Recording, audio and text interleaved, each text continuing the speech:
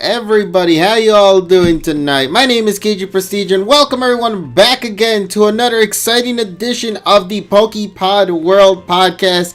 As I was doing this intro, it seems that somebody decided to go and subscribe to the channel. Once again, massive thanks to Dill Pickle for the resubscription. I absolutely appreciate it. Subscribe for 15 months. That is dedication there, buddy. I absolutely love it so very much. The fact that you're saying e-call is very concerning, man, and I don't like hearing that. Let me double check on that. Okay, you scared me. Oh, good lord. Every time I see e-call written in the chat somewhere, my heart just stops, alright? It just fumbles. It doesn't like want to do anything no more. It's like because you know I hate when these kind of things happen, because you always want to make sure a stream goes properly. So we need e-call 2 from TSS. We need to make sure that doesn't happen again. If you guys want e-call, Tasso recently just had his e-call shenanigans not too long ago, a couple of weeks back, from one of his sessions of the Tasso cast. So I guess there's e-call there in Vietnam flag. Yeah, that's the one thing that unfortunately stays stuck on my side. Either A, it's the PokePod curse, where it's like all the content that we want to talk about gets released literally the day after, or B, e-call. Like, I can't go a day without thinking about those two, because it's always seemingly the thing that stays connected with this show, man. And you know what? I'm perfectly fine with it. At the end of the day, it's still great. I'm just happy you guys are here, you know, for another week. Thank you once again for your massive amount of love and support. We absolutely appreciate it.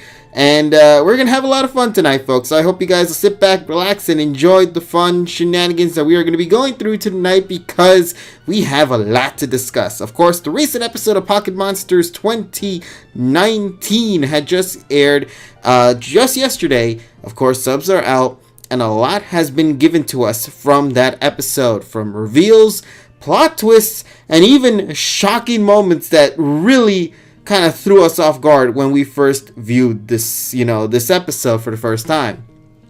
And of course, aside from that, we're also going to be doing our best to talk about just other shenanigans as well. And we hope you guys will enjoy that for whatever it is. So, once again, let me go and hop into the call right now with my pal, and we're going to get this party started. So let's get at it. Boop. You hear there, buddy? Once again, it seems, okay, Discord, I don't know, it's just me, but Discord seems to have a thing where it just does not like being connected to Discord whenever I stream. Normally when I'm in a call, I can hear you fine, but when I'm not in a call, hold on, let me do this real quick. Okay. No, I still cannot hear you guys. Wow, I'm baffled. Like, they're talking, you know what, this is once again, this dumb luck of, oh hey, the audio is playing somewhere else. I don't really know what's going on there. No, what's happening? Okay, there we go. Here. See, that's what happens. See, that's what happens when Discord switched from Go to Rust. They rusted out the fucking voice chat. You know what I had to do? I had to go to default and then go back to the regular setting, and then you're back here. Yeah, because I was about to say, I was just on Discord. It was like no freaking way. I was just in a freaking one-on-one call. Discord of 2020, Keck W. Yeah, that's why. Rust. That's why. Fucking, yeah, Discord is using Rust now instead of Go. Alright. Sounds like my life. But man, though, this is a bummer, because, like, remember when Discord was at its peak, and now I feel like they're making some questionable decisions that I'm not going to really be a big fan of. Yeah, let's talk about them actually. Why the fuck did they make the message gap so fucking small? That too. Like, what is that shit? Like, ugh, that's disgusting. It looks ugly. Well, where's the zoom in button? Well, welcome to IRC. When it didn't have that shit. Back in like 2004, 2003. We have technology. How are we regressing here? No, it's called not having an annoying line anymore. Damn. Well, to me, we may have technology, but we don't have the right brains behind it. That might be the case. I think we're building technology a little too high for us to comprehend at this point. That's why eventually in the future the AI bots will kick our ass. And in 2 months' time, we're going to regress to Mumble, where they actually have fucking higher bit rates and none of this fucking problems. Oh, great. We're moving to another platform already. We haven't even lasted half a decade with Discord. I think, anyway. Wait, really? I could have sworn Discord was like introduced in like 2017 for most of us.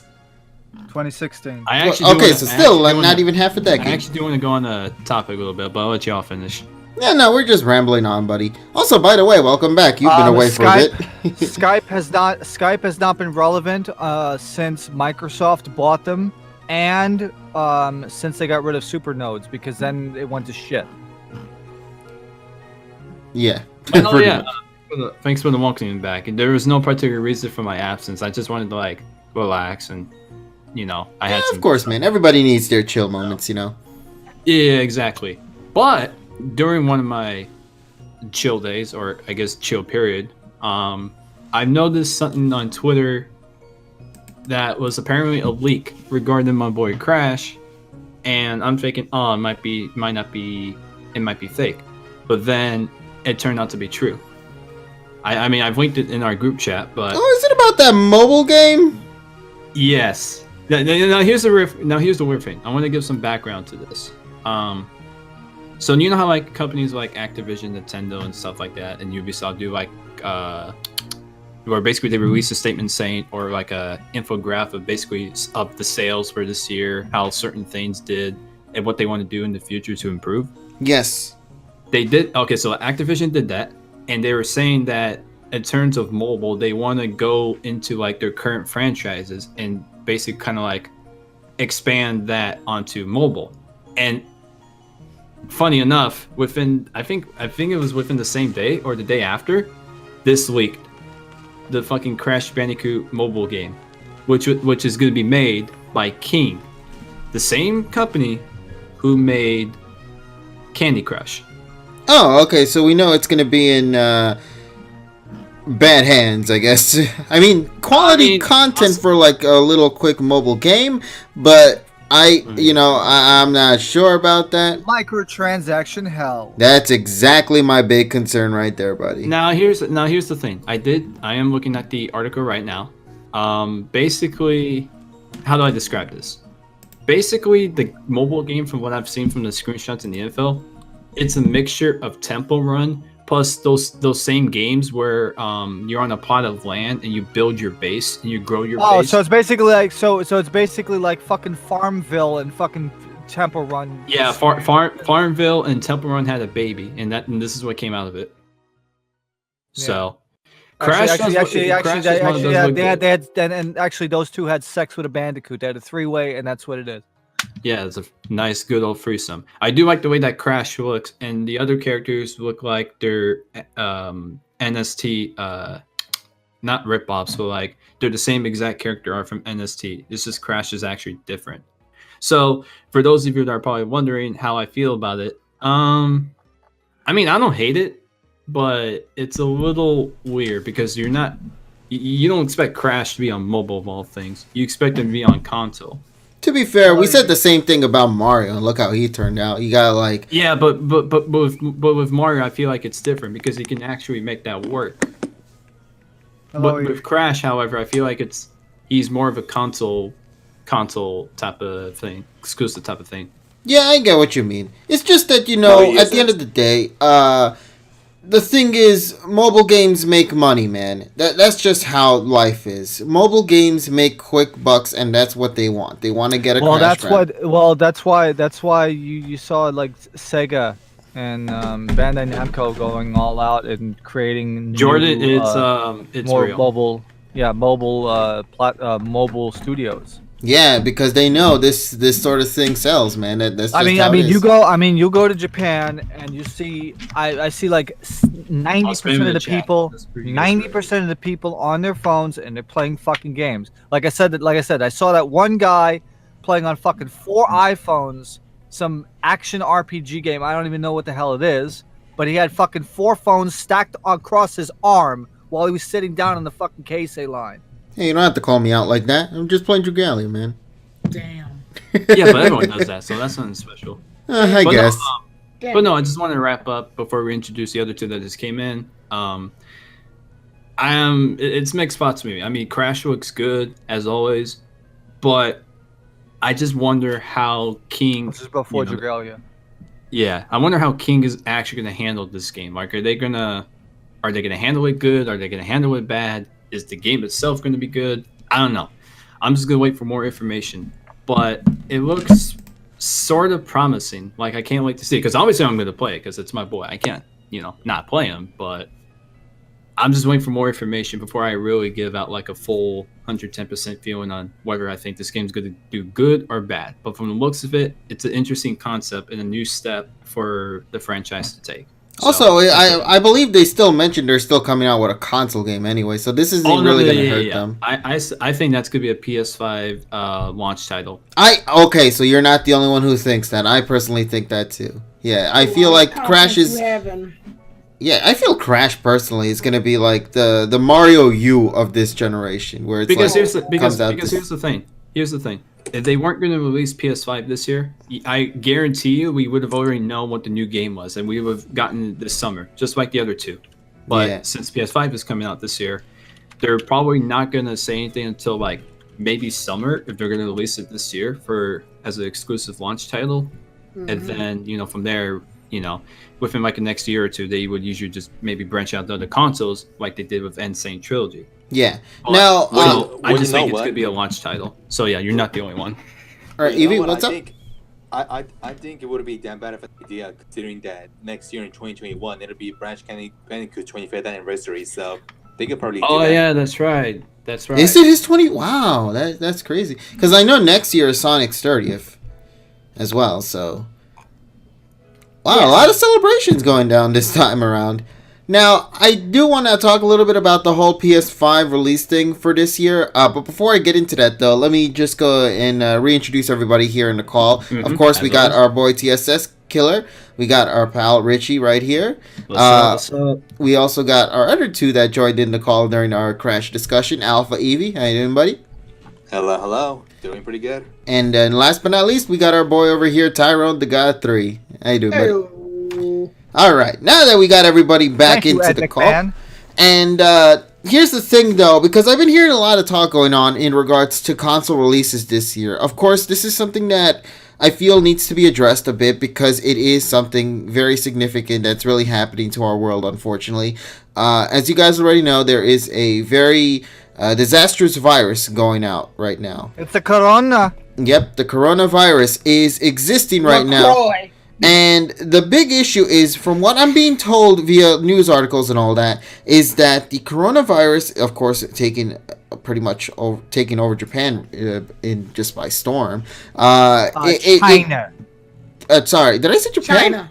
I'm sorry. I said Japan by accident. I could have sworn I said China. I said China in my head, but I said Japan in my mouth. Clearly, my two don't correlate. But the point of the matter is, we talk about Japanese-based stuff on an almost daily basis. And also the thing is, the coronavirus has now been spreading outside of China anyway, so we don't really know where else it could have gone. We know it's here. Well, there actually is like a there's like a whole chart thing. I have the link to that. Yeah. It actually goes ahead and tells you how many current cases of the coronavirus there are in certain regions. Yeah. Now, just to kind of relieve everyone, there is a cure that's like being worked on. They're really working on trying to find a cure for this. So let's hope that the cure for this will indeed come. But the reason, wash your fucking hands. Now, here's first of all.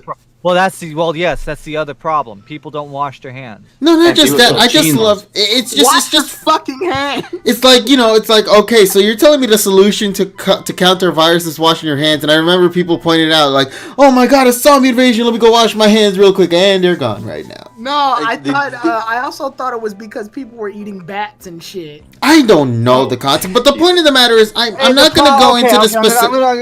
I'm gonna butt in here and explain that, or at least say my take on that. The reason why these like shock China videos exist is so that people can freaking share that crap. It's like not everybody eats fucking bats and cats and shit. Okay. Right. They just do that for the shock factor. I think the media was just like, yeah, the coronavirus is related to bats and shit, and people were like, they showed the people eating bats in China, which and I know obviously each of these diseases are serious, but it does show that every year we have some form of a virus outbreak. Yeah. And this isn't really something that's new, basically, to this era. Right, yeah. Bird flu, swine flu, mad cow disease. The one in the early 2000s, if I recall correctly, as well, was something. I forgot what it was called. The bird flu. Yeah, bird flu. Oh, okay. Yeah, bird flu, I could have sworn there was something else. Also, once again, thank you, Ty, for subscribing to the channel. Absolutely appreciate it. Let's see. Does this mesothelioma? No, nobody was in buildings. I know. I'm kidding. Now, okay, just to kind of clarify why I'm talking about this, because I'm not really gonna break things down for the whole situation right here. Because that's its own separate thing to kind of talk about, and I don't feel like that's going to be here, and if it's here, I should say. The reason why I want to talk about it is because apparently a lot of the production that tends to go down for consoles anyway tends to normally be in China. A lot of the production for the console making is usually handled over there in China.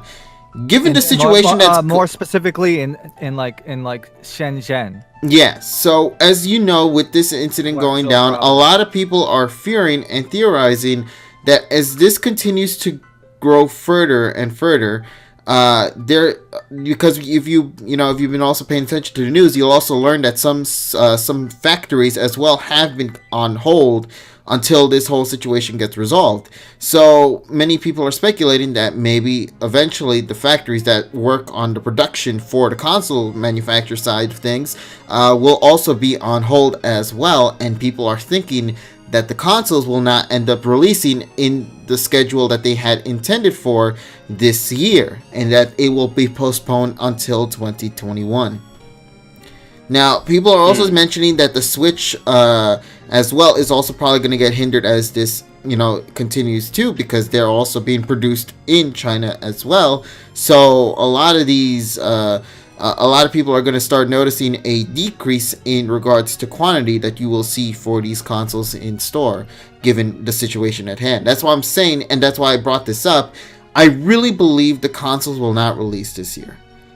I feel like they had initially planned to, but if this situation gets any worse, I feel like this will eventually have to put them on hold until sometime into 2021.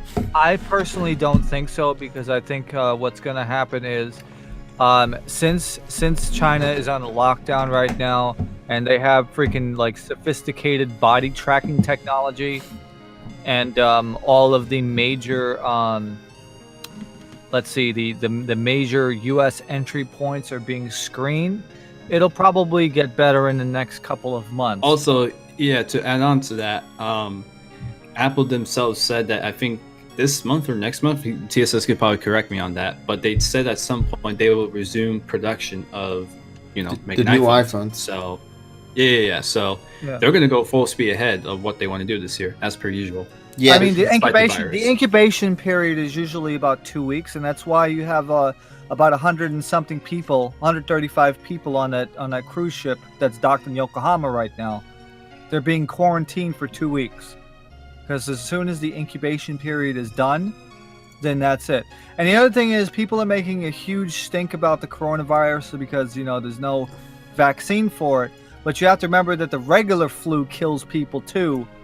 But the whole thing is even though we have the vaccine for that, the only reason why this is important is because there's no vaccine for this. And of course that means that a lot of people with compromised immune systems, like children and the elderly, are more likely to die from this strain than anybody else because there's no vaccine for it. Which is why it's important for you to continue to, in this moment right now, to, of course, get yourself checked, make sure everything's all good and whatnot. Wash your fucking hands. And just keep yourself clean. Wash your fucking hands. Yeah, I'll tell you, I'll tell you, there's not a lot of opportunities in Japan to actually wash your hands. Wait, really?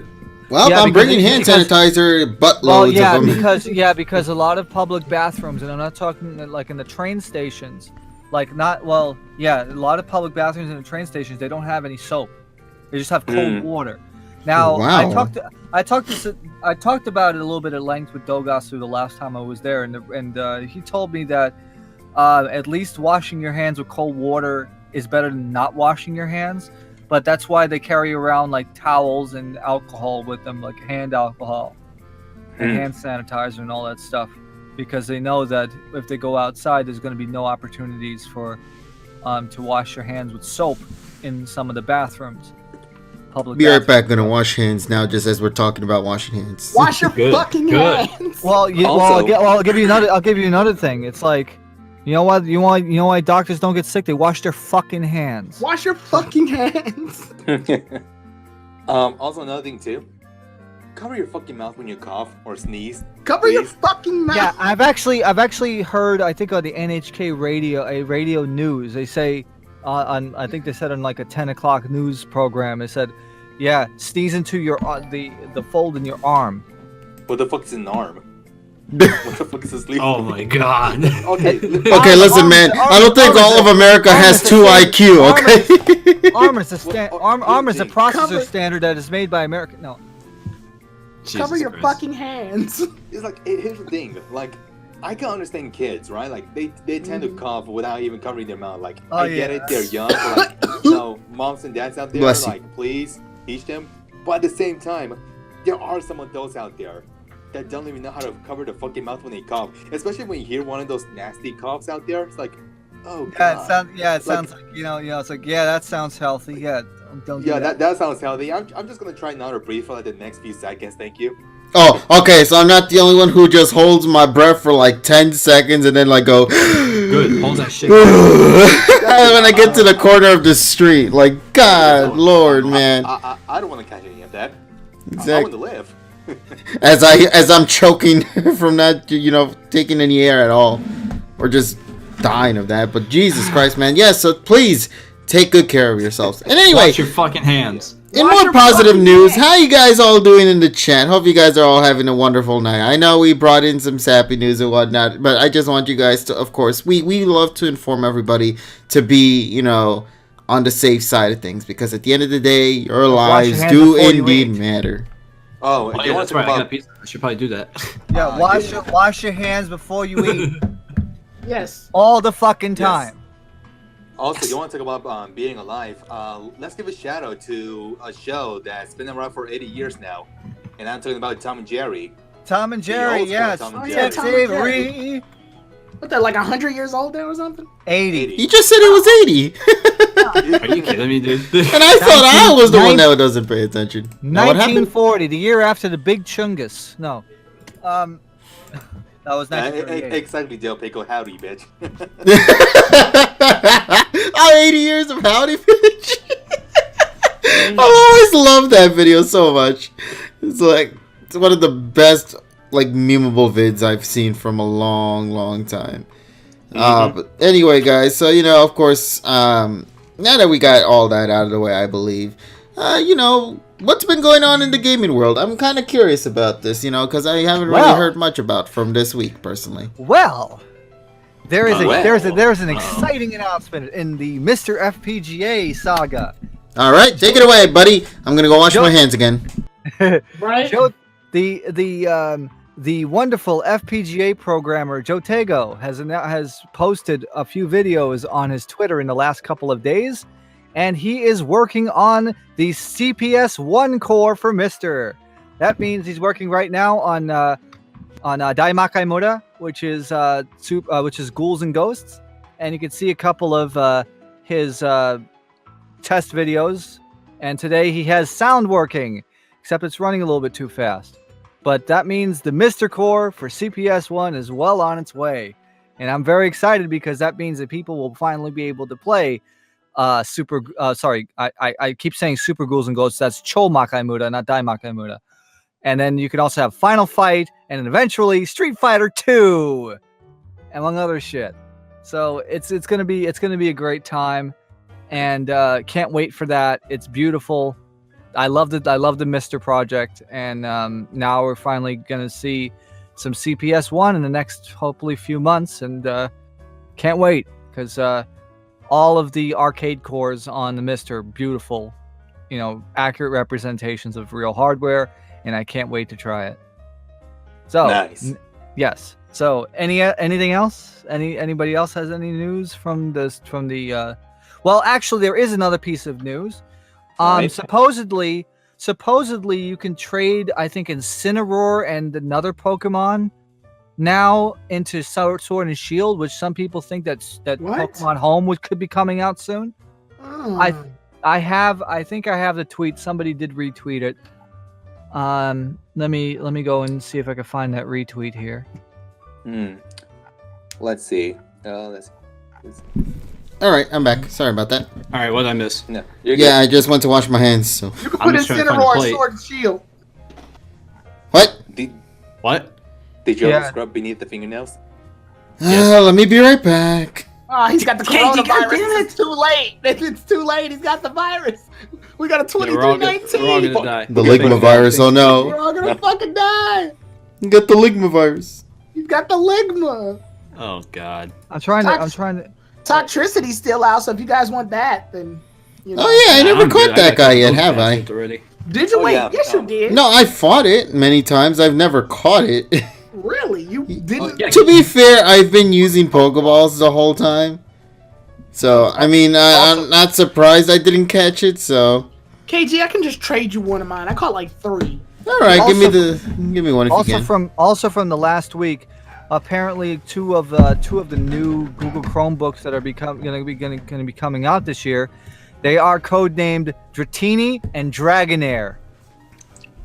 Wow, no love for Dragon Knight? Bro. Yeah, the only problem is they're not fully realized Chromebooks.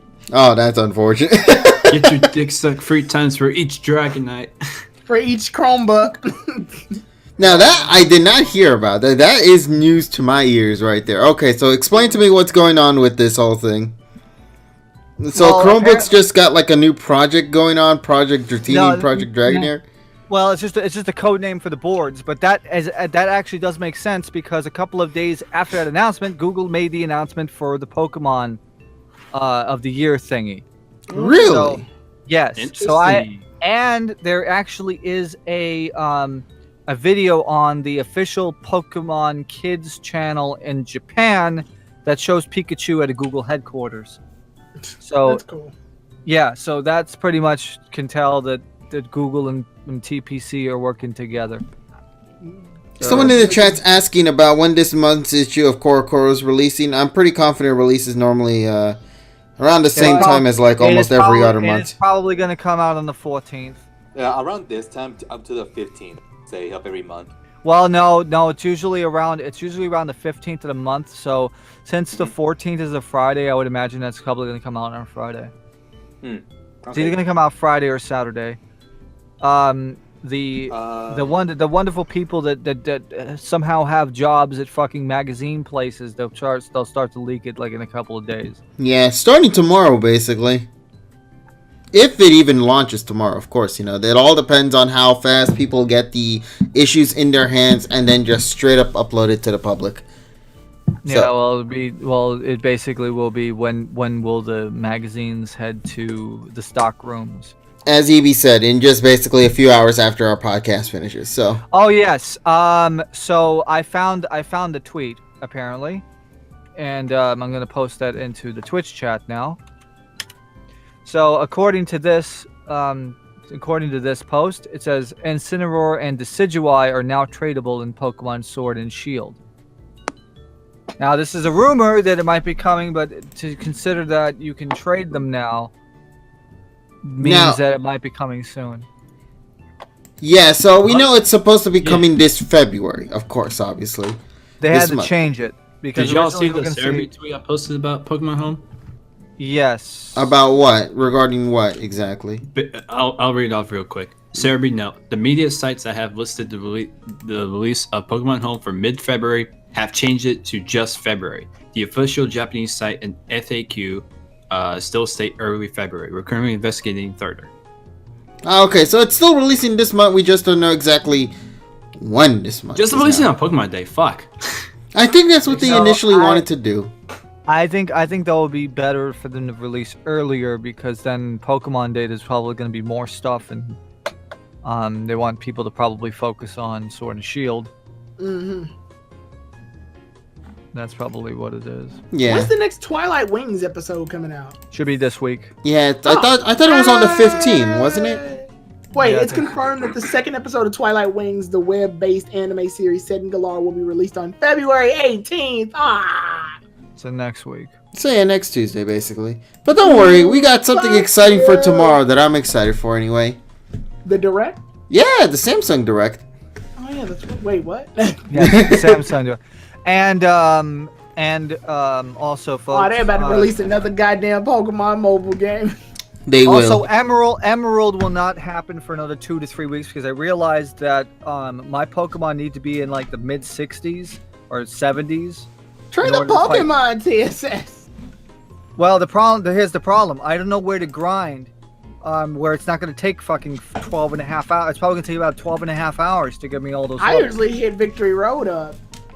Oh yeah, but the problem is the levels are kind of crap. They're only about 38. I didn't say I didn't say it was gonna be a fast grind. I just said that's what I'm gonna do.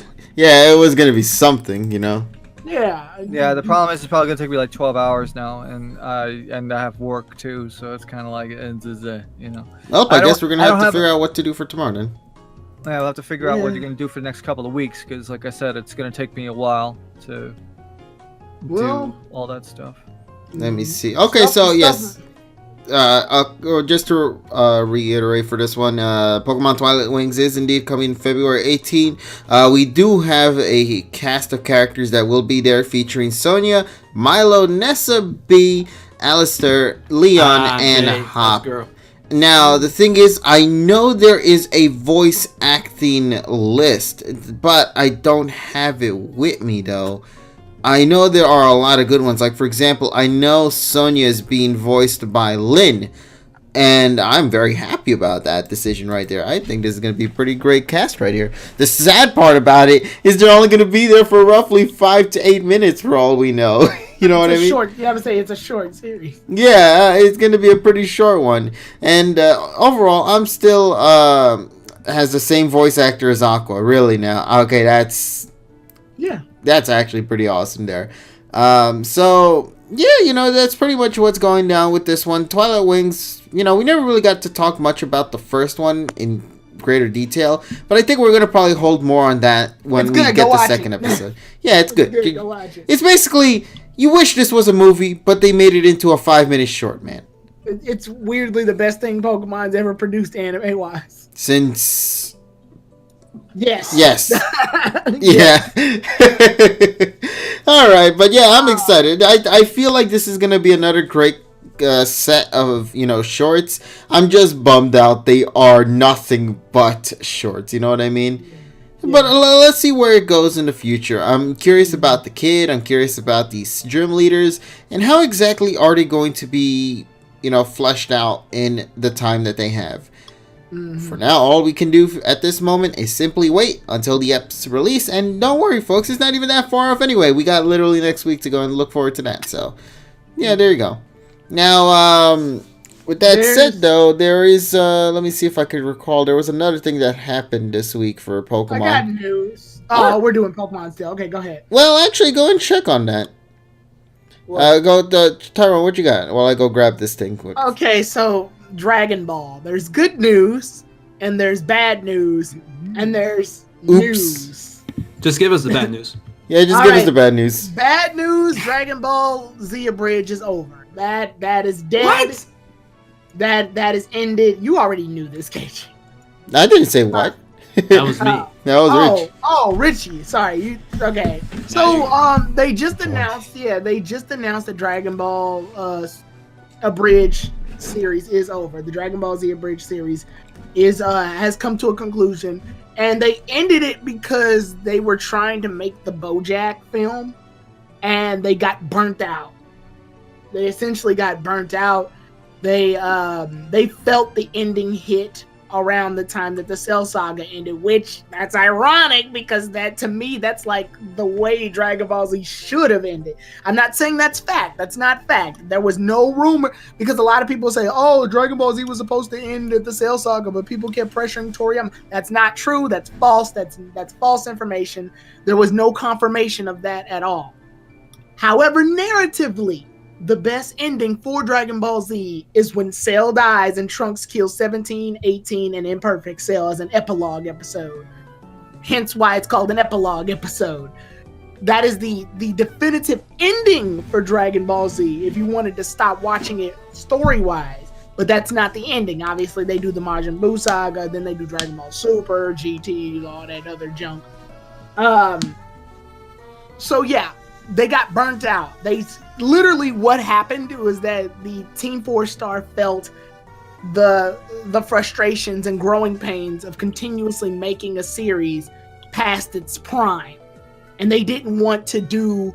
They compared it to Scrubs for some reason. They said the final season of Scrubs was terrible or something because they kept going or something like that. And they didn't want to do that to Dragon Ball Z Abridged, a show they've been working on harder. They've respected. They've gotten so much better since episode 1. And now they're on episode 60, 11 years later. They didn't want to burn out. And they didn't want... And BoJack was kind of proof that they blew their load on Cell. No pun intended. Ew. I mean, the Cell finale was incredible, though. It was incredible, right? And they felt like there was no way they could actually top it. And you know what? It's for the better for them anyway. I feel like, at least they learned that they, or I shouldn't say they learned, but they knew when the moment was right for them to put an end on it. Or just temporarily put it on hold anyway. I'm not sure if it's completely over or if it's put on hold. I think they kind of like... It's over. No, they sounded like they were kind of vague in that response, to be honest. No, they said it. They said they were done. They said they'll still be doing other stuff. But okay. Z is over. They said they didn't want to try to top what they ended off with. There was no way they were going to try to top that. All right. They said they may do shorts. Yeah, that's what I'm referring to. Yeah, they may do shorts, but they're not going to try to push what was already past its prime. Which is a lesson I think the actual Dragon Ball should fucking learn from. But I thought they did. That's why they were gone for like 15 years before they made a new film. No. See, that they milked it. That's what happened. They realized that Dragon Ball Z can tug on the nostalgia strings, so they kept making stuff. Granted, I love Battle of Gods, but at that point, that was a gem in the otherwise trash heap that's other content. Look at the bright side. At least view it as a DBZ film and not a DB Super. Yeah. Pretty much, yeah. And so if you want to watch the Abridged series, it's still on YouTube. They definitely have all the episodes still up. You can go watch them as many times as you want. But don't expect them to make like straight up episode 61 and onward. Yeah. In other news though, also there's the good news of Dragon Ball in the Dragon Ball universe, I guess. If you play fighters at least. There's all Gokus. Oops, all Gokus, right. There's 2 confirmed characters. There's Kefla, the fusion of Kale and Khalifa. I'm going to add her just because we need more female characters on the roster. I'm really waiting for Chi-Chi from the Budokai Tenkaichi 24th tournament. So basically teenage Chi-Chi. Yeah. I want her. That's who I really want, but we don't know if she's confirmed yet. Young Chi-Chi. And then... Chi-Chi. Yeah, Toon Chi-Chi, yeah. Yeah, keep that up. We're going to get TOS. Breath of the Wild Chi-Chi. But also we get, and here's the news, not good or bad. To me, it's just whatever. We get Ultra Instinct Goku.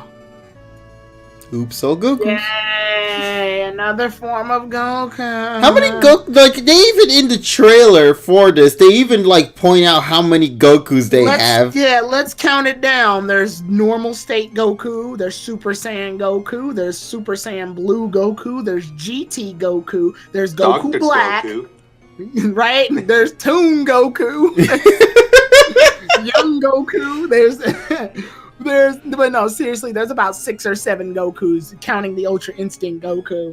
Yes, I know they all fight different or whatever, but that doesn't change the fact that they're all essentially just different forms of Goku.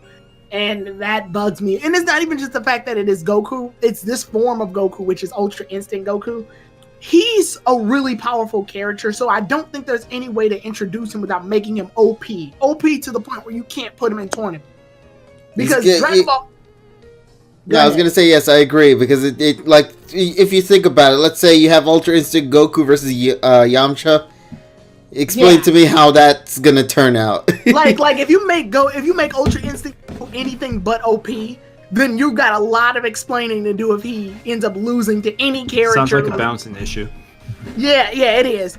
Any character less than Ultra Instinct Goku, how are you going to explain them beating him? He has to be overpowered to the point where he's basically a decorative character. Like one of those, in Blast Blue, you have like regular characters and you have EX charged characters sometimes. Characters that are super powered. Their stats are boosted intentionally, but they can't be used in tournament. Oh, okay.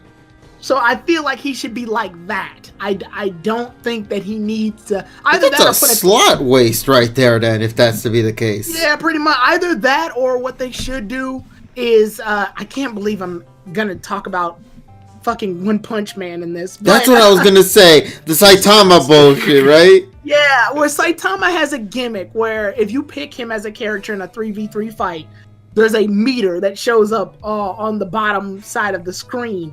And the other fighters will fight, but Saitama's not in the fight yet until the timer reaches 0. Once it reaches 0, Saitama will make it to the fight, and he is invincible. He can't be hurt, and he hurts things with one punch. It's stupid. It's stupid as hell. Because but it stays true to his character, though. Yeah, it's true to his character, obviously, but everyone's going to pick Saitama and just stall the game out until their Saitama show up. Or they could also make it the reverse, where Ultra Instinct Goku can be on the field, but he has a timer on him.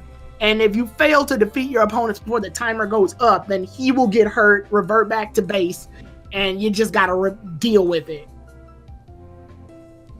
Just like in the show, where he was about to finish Jiren off, but then he ended up getting his powers stamped out. So that's my solution, but I doubt if they'll do either of those things. But yeah, that is the Dragon Ball news that we got. So guys can keep going with the rest of the topics. That was pretty much what I wanted to really bring up, actually. Yeah. Because, like, for me, I'm really happy about the whole thing with, fighters getting another season pass, because, honestly, it's a really good game. You know what I mean? So, it's one of those games that I feel rightfully deserves to get some, love. And I think it's earning it. With that said, though, I just really feel like, was it really necessary to have so many different goddamn Gokus in this game? But I digress. Right. Not much to do other than just accept the fact that Goku's in there, and you're going to have to spend some good money on him.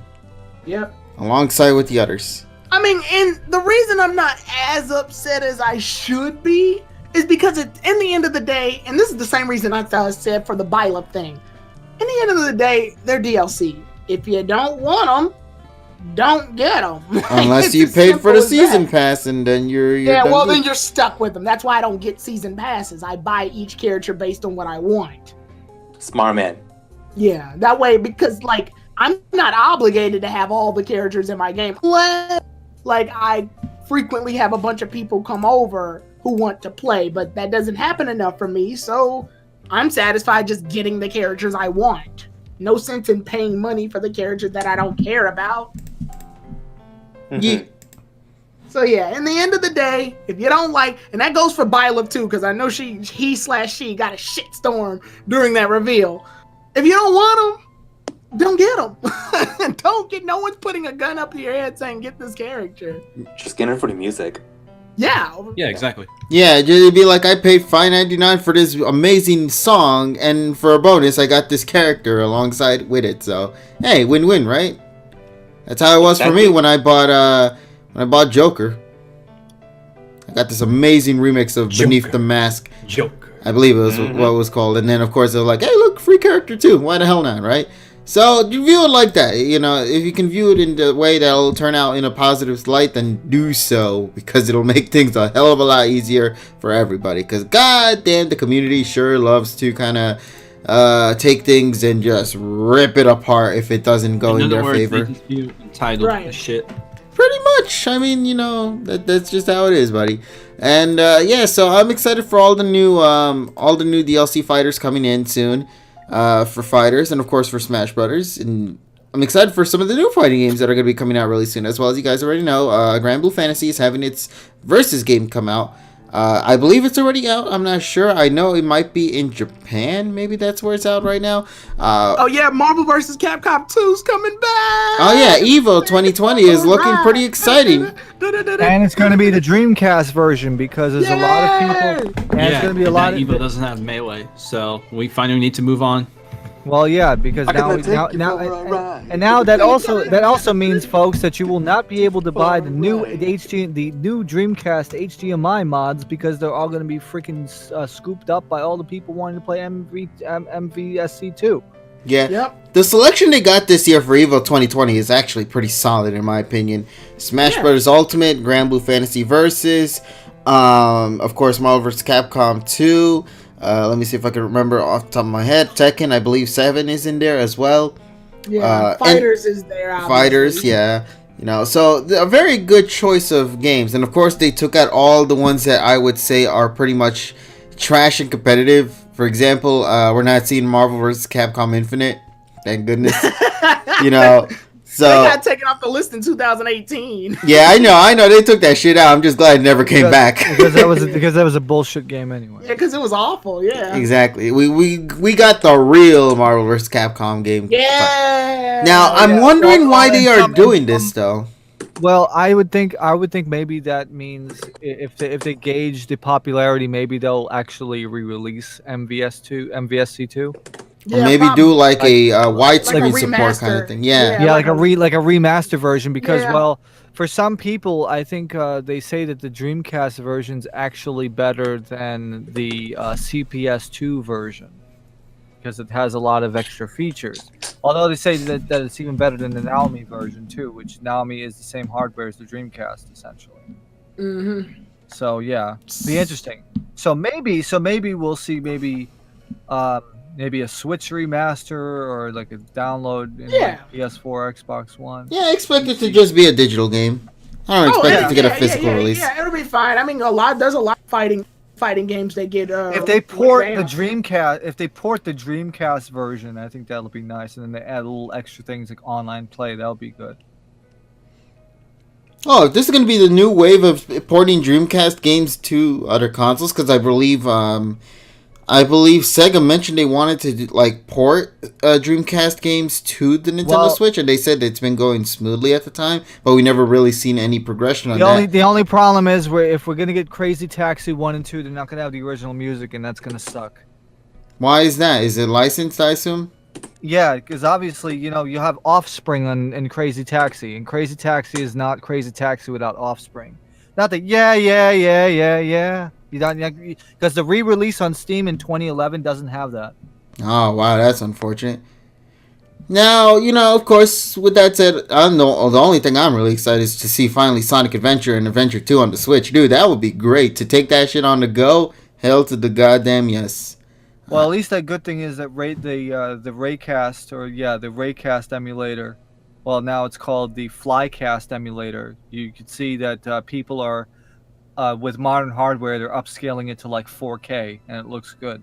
Mm-hmm. So, we're in that echelon now where emulation for Dreamcast has come leaps and bounds. Even you can play Dreamcast on the Raspberry Pi 4, even though it won't run at full frame rate, it's still playable. Nice. So we're getting there. We're getting there, but. I mean, the fact that we got Yoshi's Island finally working on an emulator is my dream finally come true, man. Because Yoshi's Island is that one game that never really works properly in anything, given the super chip that it has on it, or whatever the chip. That's not true. I mean, the Super FX 2. I mean, the Super FX 2, I would say started to work around 2010. No, I'm talking about legally. Because if you think about it, for example, what was it, the Super Nintendo Mini we got? That didn't really fully emulate Yoshi's Island in its true format. There were some, slight little hiccups in there, unfortunately. But the Switch version, actually, with the Nintendo Switch Online, feels right on point. It doesn't have the hiccups that the Super Nintendo Mini had. Well, the thing is, though, you have to remember that's a Tegra X1 versus an A31 All-Winner. That's what I'm saying. I'm just glad we finally got Yoshi's Island legally working properly instead of like porting the goddamn GBA port.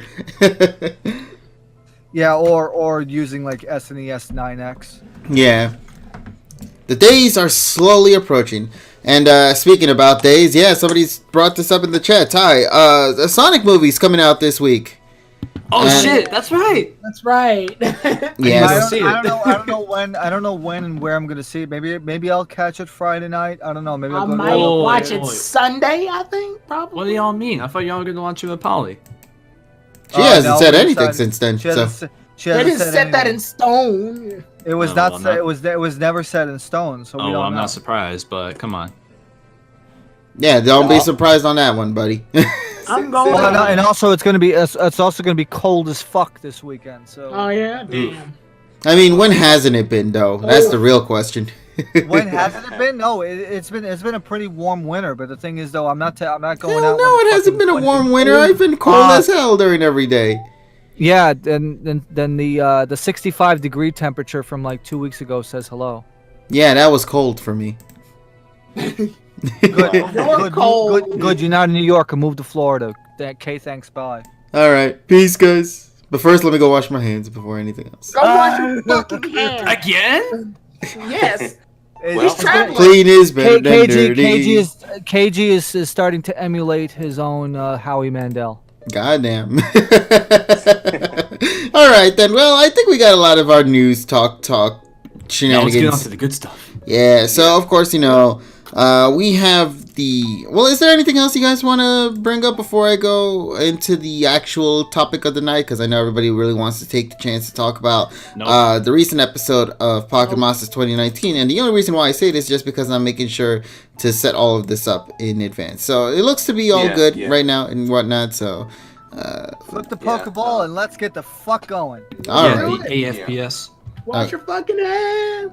Actually, if we're all gonna be seeing the Sonic movie, do you guys want to do like a review on that? Oh, I was intending to. Even if nobody was gonna watch it during this week, I was intending to talk about it next week anyway. But I'm glad everybody's trying to get the chance to watch the film during this week, if possible, of course, Yeah, I don't have classes on Friday for this semester, so I'll see if I can catch a showing by then. Alrighty. This week. I know this week's gonna be pretty busy. I mean, for Friday, maybe the Sonic film, and then of course Saturday we have the Crunchyroll Award show, and I can't wait to see Demon Slayer pretty much take the entire goddamn thing. Oh my goodness! I mean, it's gonna happen, yeah. So yeah, I don't know if it's actually possible to stream it. It would be nice to stream it though. I'm gonna check more information on that because I would love to stream Demon Slayer. Not Demon Slayer, but yeah, the Demon Slayer Award show basically. I do intend to stream something on it. I just hope they'll allow me to. So yeah, we'll see what happens. I don't care. I don't want Carolyn Tuesday winning everything either. Carolyn Tuesday honestly deserves it.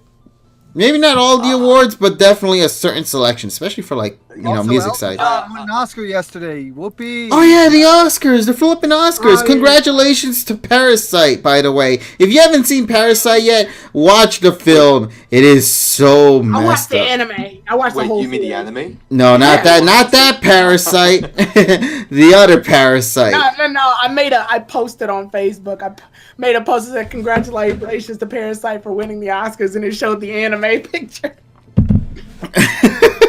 Who would have thought animation would finally win the Best Picture award? Right. No, but yeah, so honestly though, if you guys ever get the chance, please watch Parasite. It is worthy of being, the winner of Best Picture for this year. Also, by the way, congratulations for it being the film that actually destroyed the whole layout of English Japanese film. I thought it was Korea. Yeah, it is Korean film. Korean.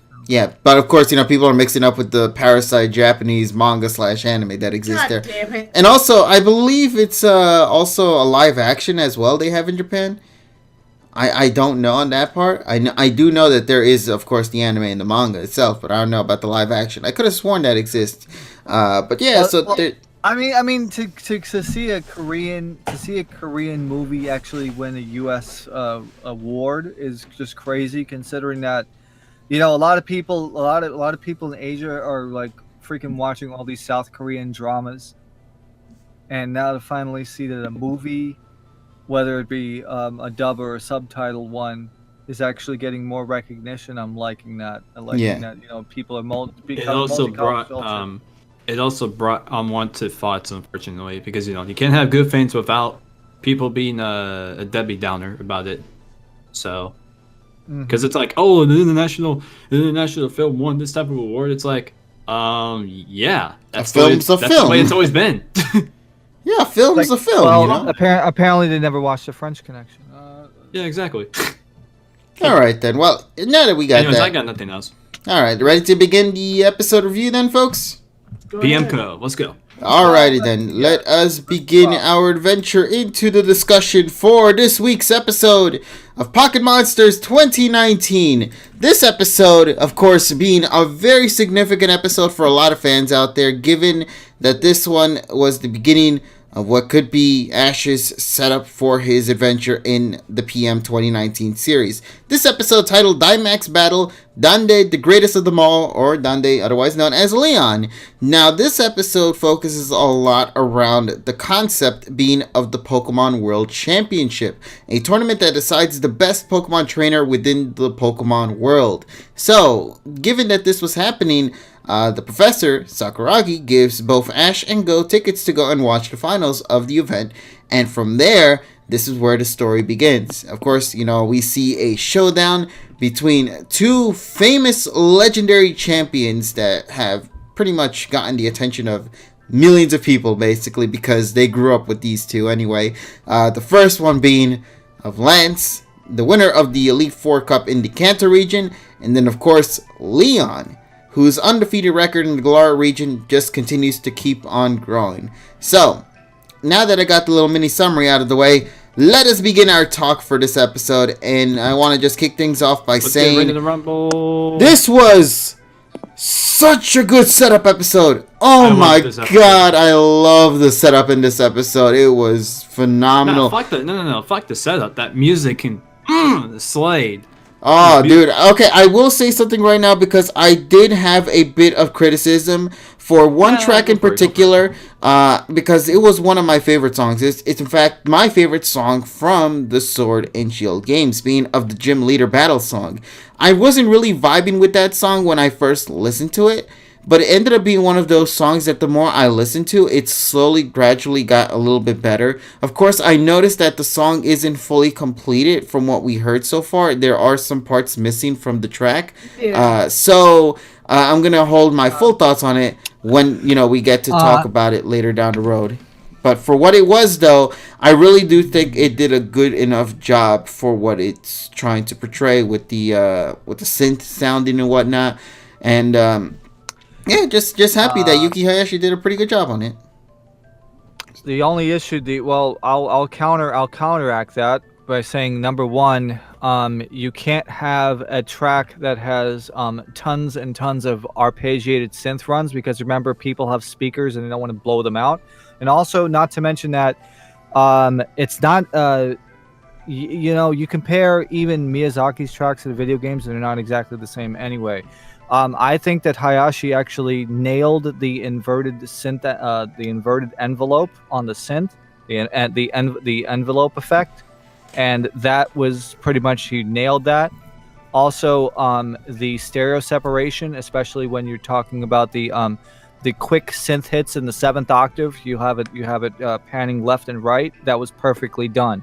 I think for a track that was created in this time, and also created to the scene itself, because it was timed where the breakdown didn't impede on the Rocket's dialogue. Yeah, like we talked about this. We talked about how the music was not lowered, but it was calmed enough for Team Rocket to talk. But a lot of people are not talking about this either.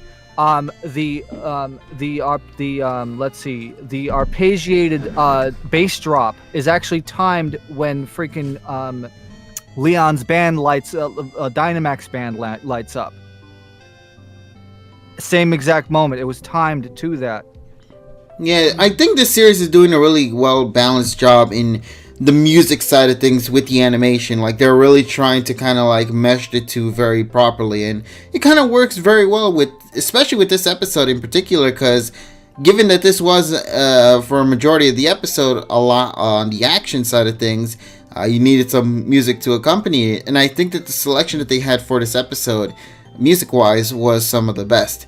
And I mean, of course, there are some tracks we already heard before, but just hearing them yet again in an actual battle was honestly pretty good. Every battle music in that one battle. Yeah, except the Toby Fox one, I think, is the only one. Yeah, that's probably going to come later. But actually, I've noticed about... No, I mean, like, every battle music we've heard so far in the series. They used it in the Leon versus Lance fight. Yeah, all of them were just thrown in there. I think what's happening is that Hayashi is actually smart and actually using the Pokemon themes when it actually makes sense. During battles and important segments. And then he could use, like, the generic background music that he has for other segments that are less important. Yeah, like the build-up to Ash and Go getting into the actual stadium at the beginning of the episode, Yeah. Which I guess... so he has moods for everything. Yes, which I guess, talking about the beginning of the episode, let's talk about that big WTF moment, why don't we? That kind of caught me off guard. I wasn't expecting that. After seeing it for a while, I'm actually not surprised. We got hinted at it for a while. So one of you guys will probably just say it. We're just gonna say it. Wait, are we thinking the same thing? Yeah, we all think the same thing for this one. We're all thinking it. There's a start of it. Eternius makes an appearance in this episode. Yeah, I know that. So he flies he flies next to plane. But and Evie, you're right. I was shocked when I first saw it, but after thinking about it for a while, Eternius has already been doing stuff. Yeah. Snorlax. Yep. Oh, right. Okay. Yeah, he causes. Yeah, Eternius causes Dynamaxing. Like, so he was the one that triggered the Snorlax to randomly Gigantamax. Yes, so Ash and Go were already on a mission involving Eternius before Eternius made its debut. Once again, I love this job of, like, giving us kind of like mysteries in the beginning, and then suddenly the answer to it was just done here in this episode, Slow little build-ups to the moment. So they got news reports that Snorlax was growing, like, quadruple its size, which is what Ash and the others went to go investigate. That means Eternius probably flew over there already. This is their second time in Galar. Yeah. Third? Wait, what? Wait, let me think. No. They had 3 episodes in Galar. 3 episodes. It's funny. No. You want to know what's funny, though, TSS? Each of their Galar episodes are 2-parters so far. Yeah, so far. Which is good. Good. Yeah. Which I think makes a lot of sense because they still got to advertise Sword and Shield at some point. So, those have been the only episodes. Every other episode that involves a different region has usually been a one-off episode. Yeah, I'm very glad that they're at least putting priority over Galar to the other regions, because Galar, as we just mentioned, is a new region. So therefore, it's the one you want to put more focus on. It's foreign to Ash too, so exactly. And he even pointed out in the episode when they encountered Eternatus, they're like, "Wow, there are a lot of mysteries in the Galar region now, isn't there?" Yeah, and that gets him excited. So I do like the attention to detail there, and I like that. I feel like they're actually they're subliminally writing a plot and be interwoven into the otherwise mission-based episodes that have been happening. Quick question though, before we move on further. I thought the whole point about Eternatus was that it was stuck in an egg, and then the chairman Rose would take it out. I guess I'm not going to do that for the anime. It probably broke out shortly before the series started. Well, then again, the plots in the game are different. No. Yeah, because technically Leon isn't a champion yet. Oh, right, he's undefeated. He's just an undefeated trainer. He's a superstar trainer. But also undefeated too as well. So that's gonna be interesting. So he's slowly growing to become the Galar champion, but isn't exactly the champion. Yeah. Now I wonder if that's also gonna be a setup for Ash to kind of conquer against later in the series. Is it going to be like what they're going to try to replicate with the Alola region, where there's like no official champion for the region yet, and they're going to have to go through tournaments of like what's here? Don't know. We don't. Now the reason why I say this is because one of the things that was really exciting for me with this episode was that they announced that the Pokemon World Championships is like a universal thing. it's not just this one-off thing. They have multiple tournaments of this saga throughout the various regions. Hence why Lance was pretty much a winner from one of them beforehand. I forgot when they brought it up in the episode, but they did mention that the Pokemon World Championships is something that exists across, the various regions in the Pokemon world. So that to me is saying that this is probably what Ash is going to do. I really do believe Ash is not going to collect the badges this time around. I just think he's more so going to collect wins, as weird as that sound. And depending on how far he gets in rankings overall, that's what's going to lead him to the full unofficial finale of the Pokemon World Championship tournament. And I think Leon is probably going to be one of the competitors there, and that's when Ash and Leon are finally going to have their true battle, take place. Yeah, because the next episode he's going to get his ass whooped, but then he'll get redemption later. Yeah, and we already learned that in Ash's bio they state that Ash is to have a certain encounter with someone that's going to change his goal into becoming the strongest trainer in the world. And who other to kind of push that goal forward than Leon himself, so it only makes sense that this is how it's gonna go. Kukui 2.0. No, just kidding. Hey, listen, man. No, we can unfortunately there will never ever be another Ash versus Kukui fight in this entire generation. I think that's a little unrealistic. It's a good fight, but I'm sure there'll be fights that can match it. Oh, no, I'm not saying about... I mean, the theming. You know what I mean? Mm-hmm. Because Ash vs. Kukui's, the whole theme was centered around the region itself. Yeah. And you can't really do that with a series that's really kind of going around the world. You know what I mean? Because he can't connect with Galar like how he connected with Alola. Because it's kind of a little difficult to do that when you're always going from place to place. And this is something we've talked about beforehand, before the series even aired. That was one of our big concerns. So, I don't know. It'll be interesting to see how things will turn out with the series as we progress on into the years. That is to come. But I'm still expecting great fights. I'm not saying there's going to be no other grand fight out there. I'm just saying I feel like the magnitude that Ash vs. Kukui has had is something that I don't think can ever really be touched upon again. It was a deeply rooted battle. So. Exactly. The whole series was based on that finale, man. Hell, it even came included with a championship win. So I mean, there's so much at stake there. Now here with this one with Ash versus Leon, whenever that happens, it's gonna be the championship and undefeated title at stake there. So there's slight differences here and there, but the point of the matter is I'm just excited for what's going to come. It's going to be exciting. This episode did a really solid job for me personally, and I cannot wait to see the new goal Ash is going to gain from this, as well as the new band he will get as well in this upcoming episode, because it was already pretty much spoiled in the preview. Hey, he's getting the Dynamax band, whatever it's called, and he's going to finally have it in him. Yeah, okay. I guess with that being said, P or Pika? Which one is it going to be? Which one do you think is going to be? I think it's going to be Pika. I think it's going to be Dynamax Pika, yeah. I think it's going to be Pika. Fat Pikachu. I want Fat Pikachu. I mean, it wouldn't make sense for Pika to suddenly turn into P, you know what I mean? In the middle of the series, unless somehow some mutation occurs in the Dynamax scene within Pikachu that turns him into Fat Pikachu, which then I kind of want to hear the history behind that.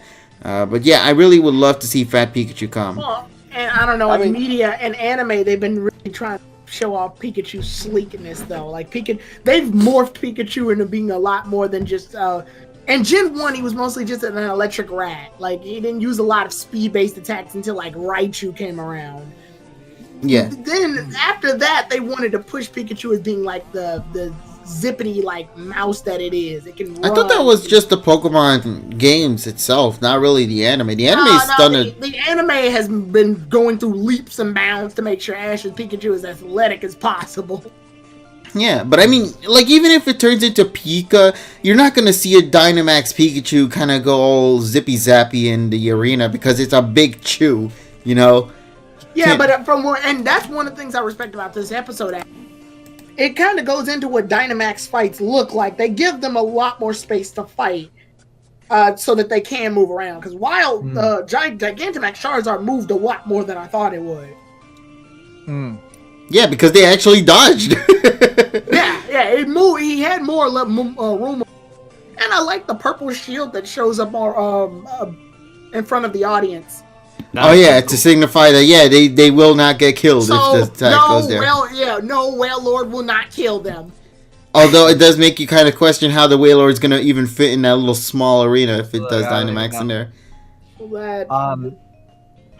So, the next thing I want to talk about is continuity in terms of not only references, but in also voice acting. So, we have... Sorry with the VAs. Yeah, so first of all, we have Susumu Chiba coming back for Wataru, or Lance, for the first time since AG98. How many years was that? October 14th, 2004. Almost 16 years? 15 and a half years. Damn, 15 and a half years, and obviously he sounds older. Of course, the man is 15 years older than he was. Mm-hmm. But the nice thing was, the announcer referenced that he is part of the Pokemon G-Men, which is another great reference. I did hear that. I like that.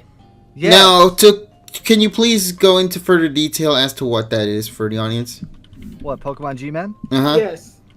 Yeah, it's the group of the government agents that were that worked. They're mostly referenced in the manga, not really in the anime. But the Pokemon G-Men were like this kind of like government. These trainers working for the government.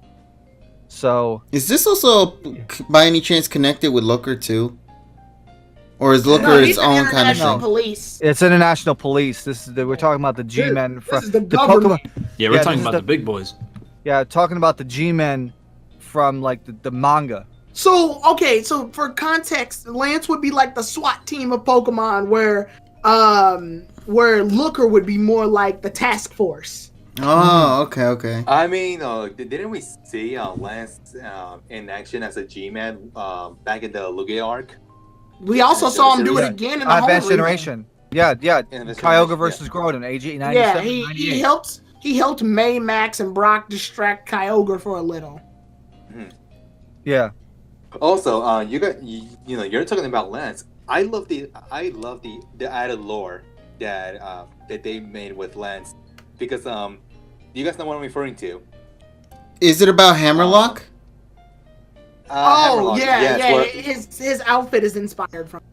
He was actually inspired by that Hammerlock. Which is an easily digestible retcon. That I can deal with that. Which would explain his design change since the last time Ash got to see him, because it does, like it was kind of weird to see Steven Stone from AG and then XY. He's just a completely different character. At least with here, it's like more like they kind of explain what happened during the time he was away and what he has learned, because in here it was more like, hey, look, I love your region. I've been actually training in the Galar Dragon Gym, and I love the design of the costumes as well as the rich history that the design that I have on me is inspired by this world here, this region, and I thought that was a nice touch there. I'm gonna answer Jordan's question because he said Ash remembered him.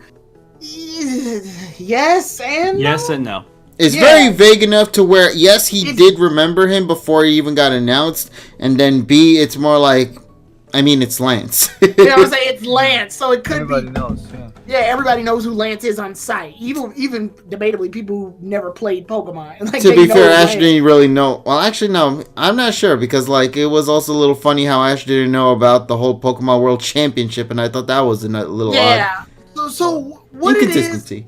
I think what people are probably going to be most upset about is that Ash and Lance don't interact, because that's what they were really waiting. Oh, come on, you entitled fucks. Yet. The whole key but they wanted this episode though. Like no, it wasn't gonna happen. Because he was in mid battle.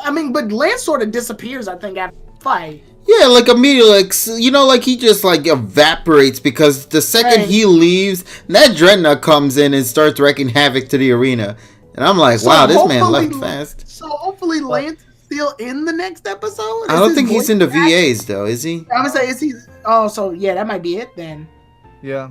Like they wanted the same type of interaction he had with Claire, oddly, in Best Wishes. Like it's so weird that Best Wishes of all things is the one series where Ash was like, "Hey, I remember you, Claire," and they referenced the gym stuff and the whole Blackthorn City crisis and stuff. Oh wait. Sorry to interrupt. I was just reading the chat. Continue. Oh no, it's just so funny that's the series where Ash's last real interaction with an older character happened. Not counting Sun and Moon and Misty because it's fucking Misty. But. Yeah. And we have an Osomatsu-san VA reunion. We have Sakuragi voiced by Karamatsu, and Dande being voiced by Jushimatsu. Yeah, now I'm expecting somebody to get Jushimatsu's voice clips and just slap it onto Leon. Yeah, that's another thing that kind of bugs me, and I think it's bugging on Twitter. When Charizard used Thunder Punch and Ash were just sort of shocked that Charizard used Thunder Punch. Yeah, I was like, wait, you've seen it before, Ash. What the fuck? No. Here's my response, and I'm glad everybody on Twitter agreed with me. X, Y, and Z has been retconned from this series in general. That's stupid. And it's not. X, Y is its completed series. X, Y, Z is in a different dimension. It doesn't exist in this area. I don't, as an X, Y, Z fan, I don't like that. So who was the voice behind the woman in the airplane? Wasn't said. Yeah, I really don't. Yeah, I'm not gonna take that because then that would. I don't know. That would just completely diminish X, Y, and Z. Also, I don't think, no, also, by the way, it's not that it's like XYZ forgot or something. No, the thing is, the way it was portrayed in the episode was more so he was just shocked at the fact that the Charizard had an electric move, because throughout the fight, you didn't see the electric move until later in the fight. It's just more so, if you just take the image out of context, it does look like as if Ash just straight up forgot. Ash was just surprised that Leon taught his Charizard Thunder Punch. Which, by the way, Leon's Charizard's moveset is pretty dumb. Flamethrower, fire spin. It's the fire spin throwing everything off. Yeah, that's the one odd bit. It's like it didn't even work in the end. Like if it knew Dragon Claw, then it wouldn't have been as bad. Yeah. Dragon Claw is not, Also, just a little detail here. I wanted to bring this up before, but just out of curiosity if this even means anything. Satoshi ended up calling Lance Wataru-san. Does that signify a difference whatsoever? Because San is like a Mister. Ah, okay. So that's a normal honorific. All right. That's the way they show respect. Let me now, try that. Now if he said Wataru-sama, then it would be completely different. So let me try to back up the fire spin thing, because a lot of people are upset by it, and I get it, because fire spin in the video games is a pathetic move. But let's try to put some emphasis on why, because sometimes moves in the anime that are otherwise useless in the games can actually be very useful if used in context of the anime. For example, Pikachu using Electro Web as a slingshot to get it faster. That's fine because Electro Web isn't normally used for that. Yeah. Fire Spin was used not to trap Gyarados, and Leon knew that Gyarados was going to use some water move to knock the Fire Spin out. The Steam was going to give Charizard enough cover to fly away and be in Gyarados' blind spot, so he can attack him from behind or on the side. Leon's thinking when he makes his moves, like, for example, when he matches Flamethrower with Hyper Beam. And I love this. They actually make Hyper Beam rechargeable now. Yeah, because Gyarados was like frozen in place for a bit. Yeah, Gyarados was frozen in place. Although, kudos to fucking Lance, by the way, though. Even though I love when Gyarados catches that he's about to get attacked from the side. So Lance tells him to knock his tail forward so that the resulting rocks can block the air slash. That was cool. I like that. It put Lance in a situation where he has to think on his toes when he's vulnerable. Like, both champions here definitely fought like they were, champions. Yeah, they fought like high-tier trainers. It's one of the best 1v1s in the entire match. Yes, this is exactly what I'm expecting from top-tier trainers. So that's why this fight is so good. Plus, I love the fact that Gyarados just didn't know just a bunch of generic water moves and Hyper Beam, because Gyarados unfortunately gets a bad rep when it comes to the anime, when it comes to its list. It either knows Hydro Pump or Hyper Beam. Nothing more, nothing less. So they switched it up. They gave him Ice Fang. They gave him Aqua Tail. They gave him, they gave him Dragon Dance. That was a cool moment right there, where he knew that Flamethrower wasn't going to do much damage to the Pokemon, that he decided to take it head on and just allow it to get hit, so that way he can equip it with Dragon Dance and then strike back with quick ease with the Aqua Tail attack. That was brilliant thinking on Lance's part. And he knew that Gyarados wasn't going to be able to keep up with Charizard in the air, so he had to speed Gyarados up with Dragon Dance. I love that. Once again, these are champions, and I really love that the writing acknowledged that these characters really are, I guess the internet calls them, pro gamers. Lance lost, obviously, in this fight, but he didn't lose like a punk. Like, he didn't go down like a punk. And also, I do see what they're doing here. It's because Lance is a very iconic champion. He's the champion. Like, people know him as the champion. Lance before anything else. So it's kind of a new generation beating the old generation type of situation. Because Leon's clearly the new. He even is so cocky as to say what he says in the actual video game. Yeah. Where he basically talks about how he won the fight before it started. Go Richie. Speaking of video game, I kind of like how basically after the battle was over, Lance's lines kind of reminded me of something. It was almost as if he said the same thing almost in the video game back in, I think, what was it, Blue and Red, where he was like, I'm not mad, or like, yeah, that's about right, new world champion, some stuff like that. Like, it was directly ripped from the games. Yeah. So and even Leon's also as well, if I recall correctly. Yeah, but Lance's, I feel like, is a little bit more iconic, nostalgic, and something I like to see, because we already knew Leon's gonna use this shit. But Leon using his line so recent that people probably just beat the game. Yeah, it's not a big deal. But Lance's is like, that means they had to dig. Dig. Yeah, I just like the continuity between the anime and the games when it comes to stuff like that. It really helps out with the identity of the show. I really enjoyed this fight though, especially during the Dynamax. That's some of Iwane's best work. Oh, Charizard looks so fucking good. I loved it. Oh, if we're talking about Iwane's best work though, let's talk about that Bellsprout, man. That Bellsprout was the dopest. Like, I love how they got a fluke Pokemon, but it became a boss. Yeah, but before that, we have to talk about the one specific segment while they were Dynamaxing, and it was like they get the Rockets get this idea of, we should get these Dynamax Pokemon, and then Musashi goes, oh yeah, I want one of those Dice Socks or Giant Socks, and it's like, that's it's like, then Kojo says, those are giant socks, right? And it's like, and then Nyans goes, it's Dynamax. Yeah. How are they gonna do that in the dub? How is that joke gonna translate in the dub? They're going to avoid it like everything else. Well, what's gonna take it to place? Nothing. Just pure silence. Simple. Well, it's simple. Something that fucking JCC is gonna write in about 2 minutes. Now, can I just talk about one little small detail I loved about this episode? Go for it. Let's take a second to introduce a new character in the cast. The Team Rocket Pokedex. Oh, that. The Rotom phone. The lazy Rotom Dex. Now, according to what you guys have told me beforehand, apparently it's voiced by Kui Otani? It sounds like her. Now, if that's the case, though, I would be pretty happy with that, because it's kind of a little funny how that is the case. I like how it basically goes Dreadnought. Yeah, and then the phone has the audacity to tell the actual definition of the thing when they're being attacked. Because when it became the Gigantamax, that's when it gave the information to Team Rocket, not when it needed it the most. Right. Yeah, it's like et cetera. So I love that bit right there. I hope that Rotom Dex continues to come back. Pokedex is talking to their trainer sometimes. I remember in the I thought that was a dub thing. Yeah, I remember I remember in the first episode. Yeah, Ash tried to catch Rat-a-tat and Pidgey and stuff, and the Pokedex is like, Rat-a-tat often steals food from stupid travelers. Is this thing calling me stupid? This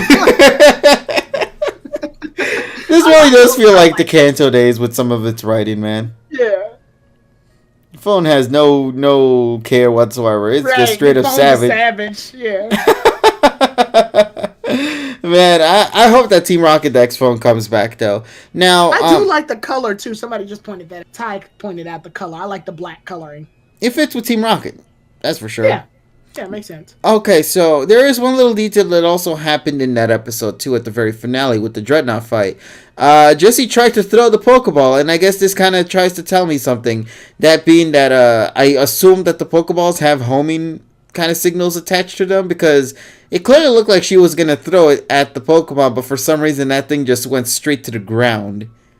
Because it can't catch a Dynamax Pokemon because of the energy. Yeah, so I'm assuming that what's happening is that the Pokeballs, because it can't find a Pokemon that it can catch, it just like flops to the ground. Or a normal Pokeball doesn't work, but remember, in the video game, if you catch a Dynamax Pokemon, it has to be Dynamax itself. The Pokeball itself has to be powered with Dynamax energy. Exactly. So what I'm thinking is like maybe if they Dynamax it, that's when the Pokeball decides to home in on the Pokemon, you know. Also, I love how they throw it with one hand. They usually throw it with two hands in a video game. But Lance was the first one to Dynamax, and he threw it with one hand. And I was like, "Oh, go Lance, throw!"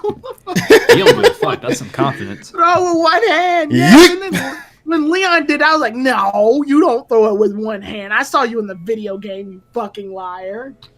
Yeah, isn't it great how this anime is really doing things that you would love to see in the game, man? Like, you're just a Lance versus Leon fight is just, that in itself just speaks volumes. Honestly, to the amazement. And I hate to say this for the third time, this is another episode where if you X out Ash and Go, it's pretty fucking entertaining. And I mean, that's what they did. They made sure Ash and Go were in the sidelines for like a vast majority of the episode, you know?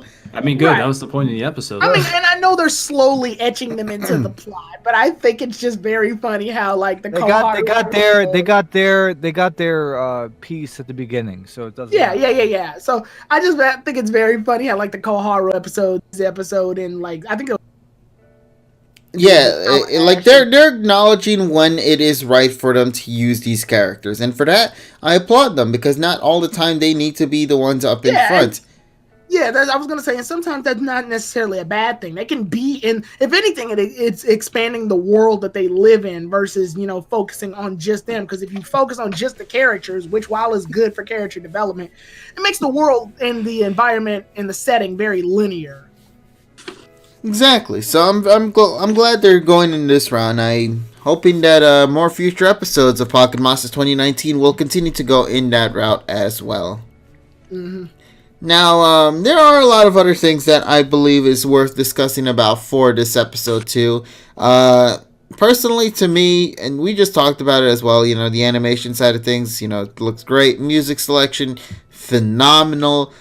Voice acting for me, honestly, was pretty great, especially for Ash in particular, because I don't know what it was, but I loved when Ash was like, at the very beginning of the episode before the opening, he was like, what is it? When talking about the whole Pokemon World Tournament, because everybody was so hyped in the lab, and Ash was like, what? Yeah. Well. To be honest, it's like Satoshi was, he kind of like slang said it. It's like was that? Yeah, it's the way he said it. I loved it. It's like was that?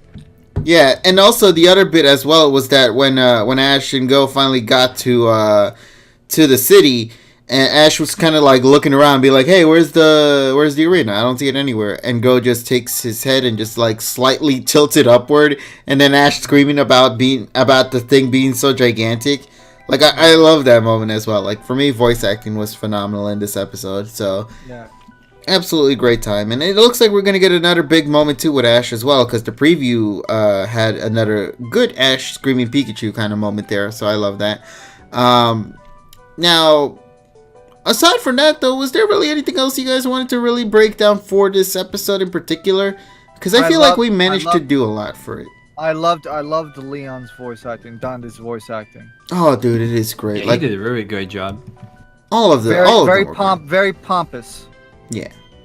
So the only reason why I brought this up is because, as you guys might know, there are already new episode titles and summaries that came out, and I thought it'd be something to go and talk about for a bit as we have time left here. So you guys want to talk a little bit about some of the upcoming episodes coming soon? Go for it. Alrighty then.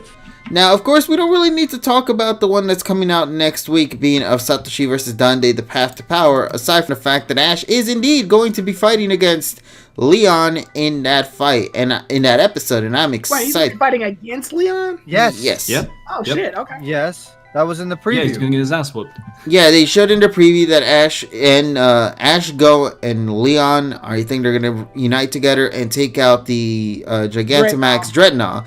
And then eventually after that, Satoshi decides to go up against the character Leon. Now, the thing is, in the episode, they point out, in this one anyway, they point out that Leon never backs down from a fight. He will always want to fight. So I assume that somewhere down the line, Ash is going to ask Leon to give him a match and whatnot, and that's what leads him to fight against Leon in the second half of the episode. Now, so it's going to be a fun episode through and through because, of course, Ash is going to... challenge you to a match, Leon. I never back down from a challenge. Did you wash your hands first, Ash? I'll do it later. Where'd Leon go? But yeah, so also another thing I guess as well to talk about for episode number 14, there's something interesting I want to talk about regarding that. I can't wait for the updated opening for episode number 14 though. Because we're gonna get an updated opening for that one. It's gonna be a very, very minor one, but it is gonna be an updated one nonetheless. The only reason why I bring this up is because, as you guys already know, for next week's episode, Ash is gonna be getting a new accessory to add to his design, and therefore that accessory design is also gonna carry over into the opening. I do wonder if they're gonna switch some little scenes in the opening, because I do recall that when the opening song was first announced for Pocket Monster 2019 with 1, 2, 3, didn't they mention there were going to be variations of that song? Because I could have sworn there was. We get a variation almost every. I mean, yeah, well, not necessarily like a remix, but maybe using a different lyrics of the song. I don't know.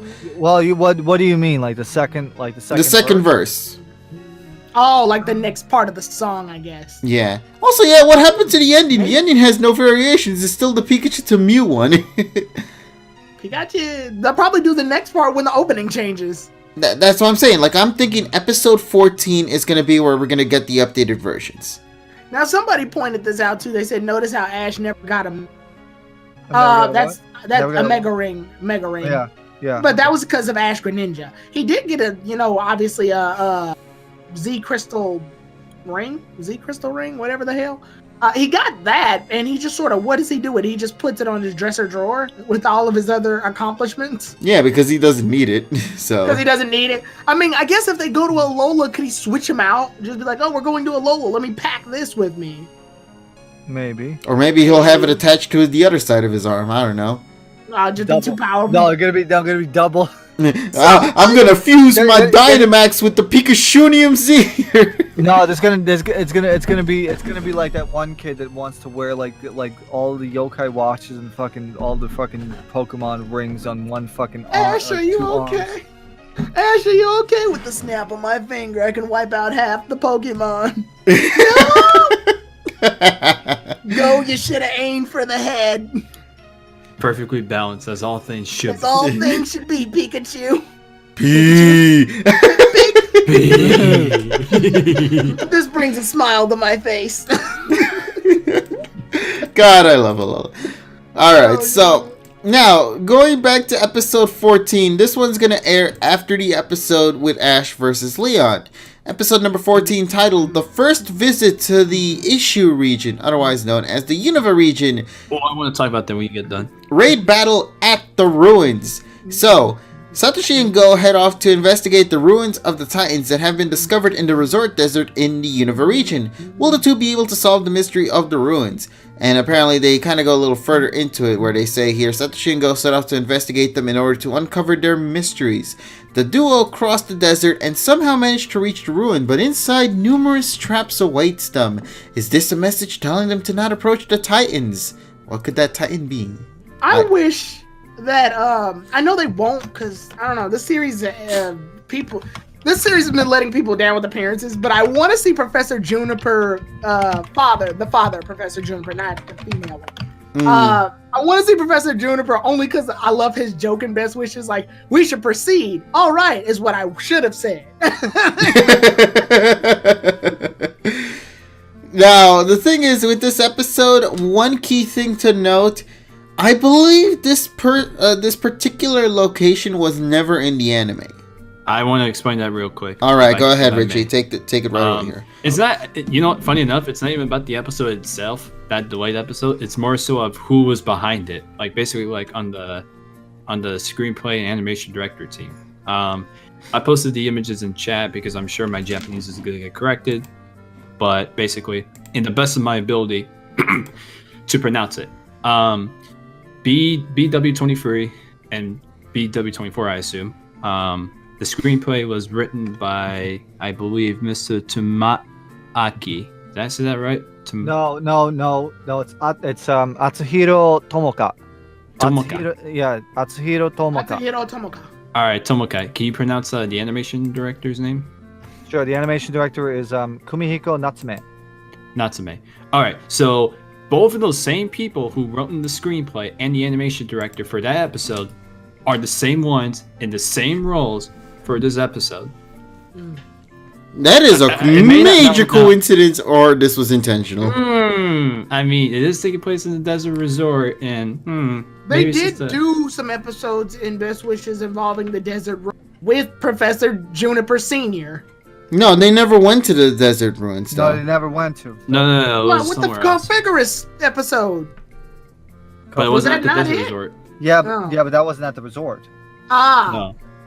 I thought they did that. I'm not trying to say that they're gonna actually take that BW23 and then put onto this episode, but I find it a little bit interesting that those same people from then are in this episode staff list for the same exact roles from back then. I just thought it was interesting to point out.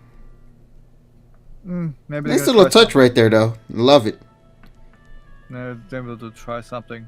I mean, they're probably just giving it to them for the fact that they had their stuff canceled.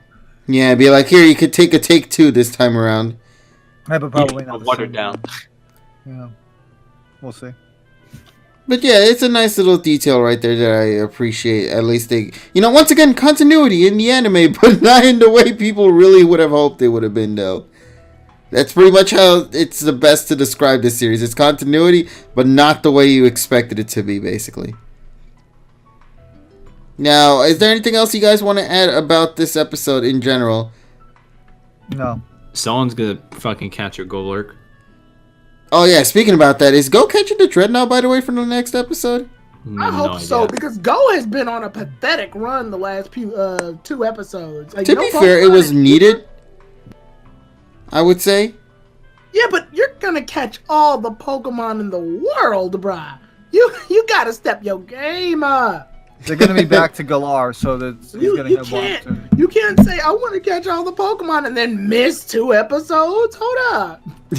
Well, to be fair, last episode he evolved the Pokemon, so it still counted as a new capture. Oh no, but that sucks because all 3 of them evolved into Casco, so it still was a new entry though. Yeah, 1 new entry, but the problem is that he basically blundered his chance to get the other branch. So it's just like, dude, dude, and you didn't even catch Dragonite, or Dragonair. He was too busy with that Dugong. He only caught 1 that episode too. So yeah, dude, you gotta. If oh no, he also caught the tentacle. Never mind. I gotta do the math, and I'll come back with the math while you talk. If he wants to catch every Pokemon, he needs to get his collective shit together.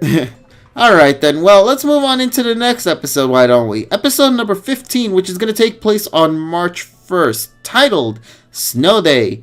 Where is Karakara's bone? Now, Karakara, if I'm correct, is Cubone, correct? That's right. Alright, so There's trouble with the system at the Sakuragi laboratories, so for the first time in a while, Go returns home to where his parents and grandmother are waiting for him. He's happy to meet them again after not seeing them for so long, but that joy doesn't last long as he's told that his parents are going to get home late due to a sudden job. Now that right there is interesting, and I really want to talk a little bit about that bit. While he's waiting, Go spots a karakara being attacked by a monkey in a park near the house and heads over together with Hibani in order to help it. However, the monkey has ended up running off with the karakara's beloved bone. Go decides to work with his Pokemon to search for the bone, but... And that's where the preview ends there. Okay, 2 things to note about this episode preview. 1, I'm glad Go and Ash are being separated here for this bit, because it seems like Go is heading back home by himself. Ash really has no need to go there. And this is going to be a focused episode for simply Go, and I guess this is going to be how they handled Koharu's character, where it's going to be like a little bit of a prologue, getting introduced into Go's family and whatnot. Now, the second thing about this that I'm noticing, he is not very happy with his family when they're not there, is what it seems. Because as it states right there, that joy doesn't last long as he's told that his parents are going to get home late due to a sudden job. I'm really interested to learn about Go's personality. What region is his family in, or are they in the Kanto? Kanto. They're in Kanto? Oh, yeah, that's right, because he's from Kanto. Yeah, exactly. They mentioned he's from Vermilion, if I'm correct. Also, I did the math. If Go wants to catch all 890 Pokemon, he needs to catch 6 Pokemon. 6 Pokemon? Yes. Oh, that's never going to happen then. Right. Yeah, I mean, well, I didn't subtract legendaries, and I made a roundabout estimate of 100 episode. Oh, okay. So you're telling me instead of 6, it's gonna be 5. So it might be. I don't know. It's like I have to do the math over again with legendary subtracted. But as of right now, that's his average count, and he missed 2 episodes. So, yeah. Oops. Oh well, we'll see what happens for that. But yeah, so the reason why I brought up in regards to this, do you guys remember back in the episode when Ash and Go became research fellows for the first time, and then they went to investigate the whole Bulbasaur mystery? Yeah. In that episode, there was a very interesting moment that really caught my attention the most, and that was when Go responded to Ash by saying, "Oh, so you're one of them too." I'm assuming this episode we're finally going to start learning about his backstory. Yeah. Because it was interesting to kind of see him kind of act that way in that episode.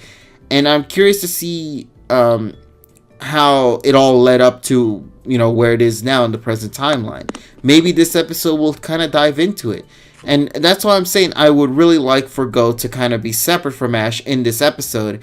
Just so that way Go can take more time to kind of, introduce us, the audience, to his past life as he, became the character that he is in the present timeline. But what do you guys think about the preview for this episode via the summary we got for this? To me personally, as I mentioned before, I'm just excited. But what about you guys? Well, we needed Go's backstory, and I knew eventually they were going to run into it. So better late than never, I guess. Robzo brought up a pretty good out of all the characters. Sorry, go ahead, Tyrone. Go ahead, Evie. Sorry. But I feel like out of all the characters that we got introduced so far, I mean, we already know who Ash is, and I mean, I'm talking about the new characters, and that being of Koharu and Go. I feel like out of between those two up to this point in the anime, I feel like Go's history and his backstory is like kind of like the most shrouded, I would say, when it comes to like who he is as a person, his motives and whatnot. I mean, yeah, granted, we did get like the very first episode, which dives into Go's backstory as a kid, but that pretty much explains his love for Pokemon. But since then, a lot of time has passed. So one thing I'm looking forward to was diving more into Go's backstory, just getting to more about his character and why he's a person that he is right now. Right. Anyone else? So somebody actually pointed this out in the chat. They said his parents could be like CEO people or something. Like they're so busy they never really had the time for. So the only way Go could probably cope is just with Pokemon. Or they could be in a field where which is a classic anime trope, by the way. But, where parents are working these office jobs and then and they're so busy. Tons of overtime. They're so busy they don't get the chance to. They don't get the chance to properly raise their child or be in their child's life. So the child ends up becoming a shut-in or an introvert, or they mostly just do to themselves because they don't have the social skills necessary to go out and interact. There's that. It's a classic anime cliche, but it's an effective one. It's a cliche for a reason. It's a relatable one. We can all relate to that in some way. It's relatable and it's used for a reason. Like, there's a reason it's cliche is because if it worked, if it ain't broke. Yeah, I say it's a very relatable concept. Thinking about all these characters that we got in Pokemon, at least, especially for the parents, you have a lot of stay-at-home moms. You also have dads that are, out and about, but at least the characters can still communicate with them in some way, right? Yeah. It'll be interesting to know more about Ghost parents as well. What kinds of jobs they're doing. You mentioned office jobs. They could also be doing, business jobs where they probably have to travel. They probably have to travel back and forth from Saffron or something. Silph Co. That could be the case. But very relatable elements here.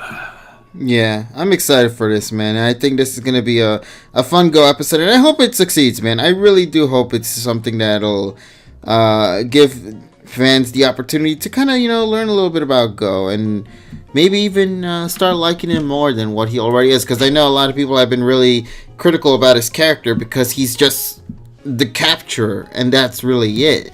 But now if we can add an extra layer to his character and why he is doing all this and even his backstory, then so be it. I'm all down for it, and I hope it succeeds, man. I hope it's a good episode. So far, though, every episode to me personally has really done a good job in storytelling, and I hope this one continues in that route as well. So I guess moving on into the next episode then, the final episode that we got so far for all of 2019, PM 2019 to be exact, episode 16, titled Satoshi Has Been Cursed. Now, mysterious phenomena Mysterious phenomena have been occurring recently at the Sakuragi laboratories, like items being broken and rooms being ransacked. And believe it or not, the culprit turns out to be the same Gengar that has appeared there before. Satoshi and Go's eyes blaze with enthusiasm as they claim they'll definitely get it this time. Spoiler alert, given what they just said right there in the summary, they're not going to get it this episode. Yeah, they don't. Yeah, it's a running gag. Yeah, but then Satoshi suddenly starts acting weird. Not only does he almost fall down the stairs, he also nearly ends up drinking the water from a flower vase by accident. Could he have been cursed by the Gengar? No, that's just his character, personally. Ash, are you okay? No. That's right. No,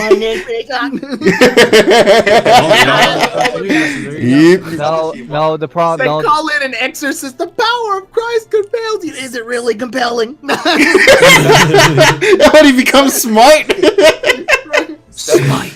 Satoshi would be cursed to the point where he looks at a butterfly and he says, "This is a." Oh God. Ash throws up ectoplasm. No, that's what happens. That's what happens when you switch the drink with the Corona. Ash isn't acting too well. Zool, motherfucker. Here, take this, Satoshi. Continuity. This isn't the first time Ash has been possessed. No, he's been possessed almost every goddamn series.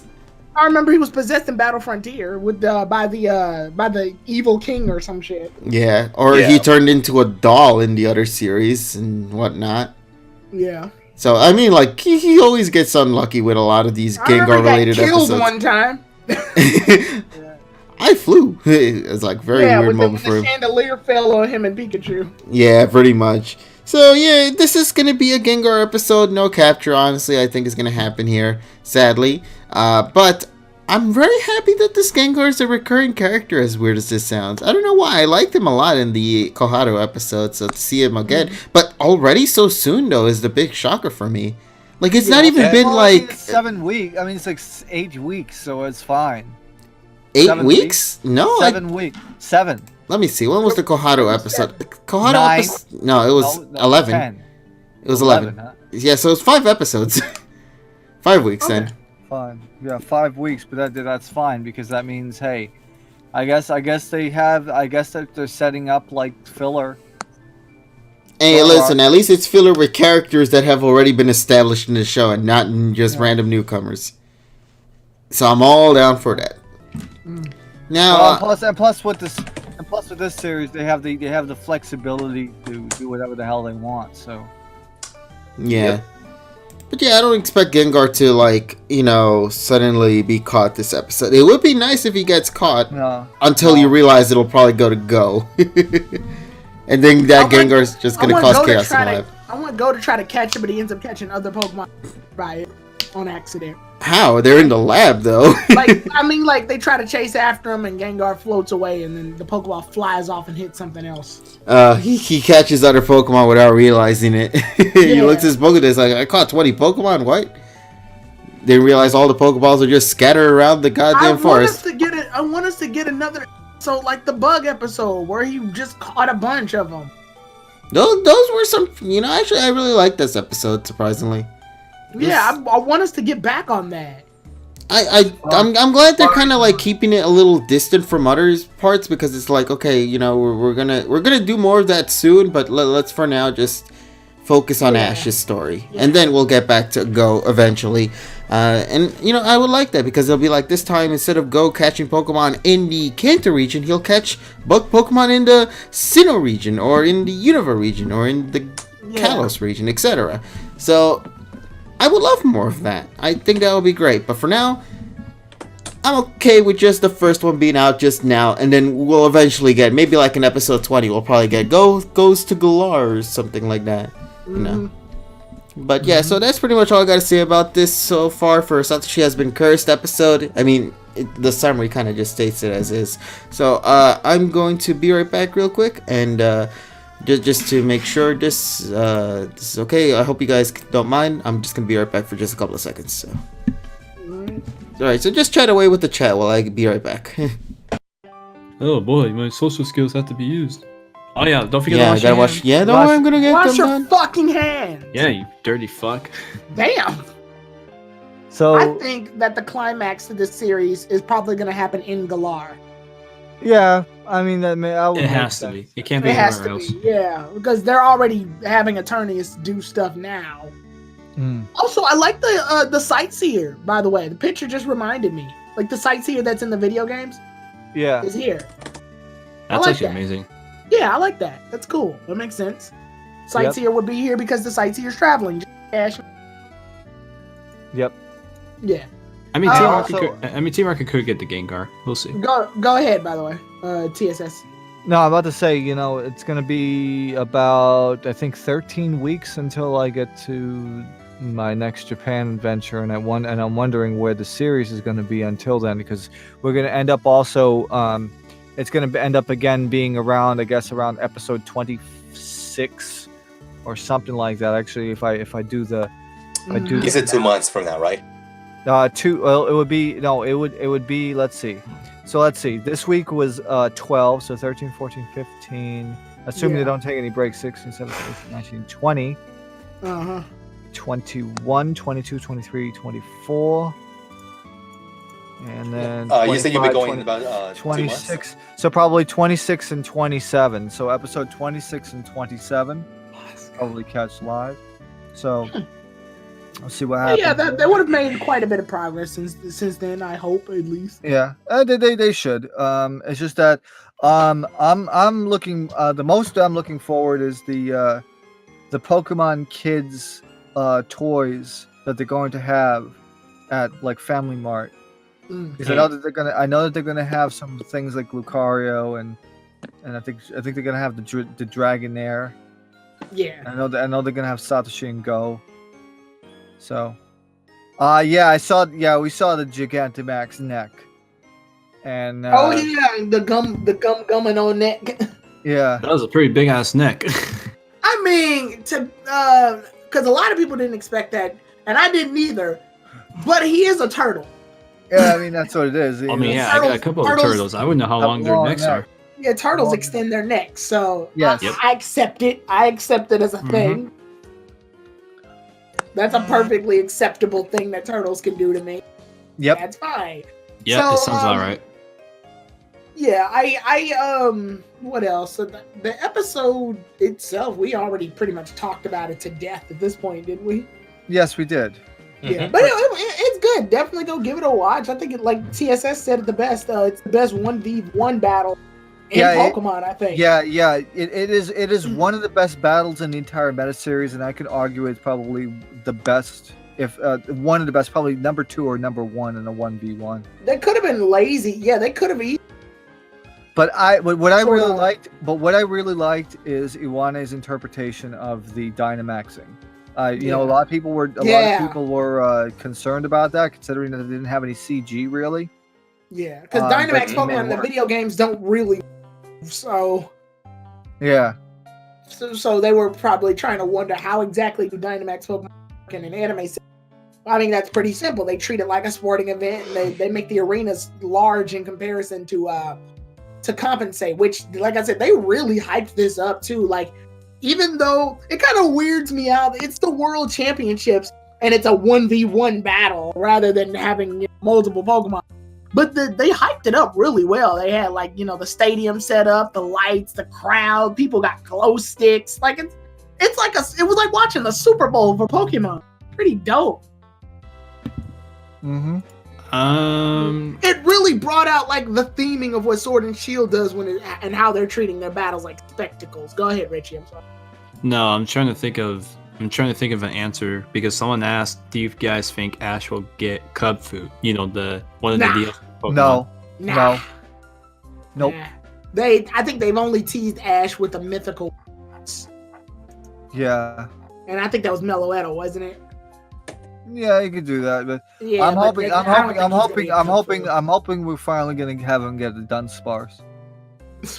Just give him the Dunsparce. Fuck. Who knows? Hopefully. Ironically, the last time we even got teased about that was fucking XY during the quote-unquote date episode. Oh yeah, that's right. What do you think this battle means for the series? This means that a lot of great battles are sure to come. Definitely. Yeah, like the. While I don't think they'll ever make it to the same level as XY and XY and Z in terms of like the camera angles and the way they were doing like the 3D camera battle choreography, I do say that this was really good. Like they sacrificed a little spectacle for strategy, and I'll take it.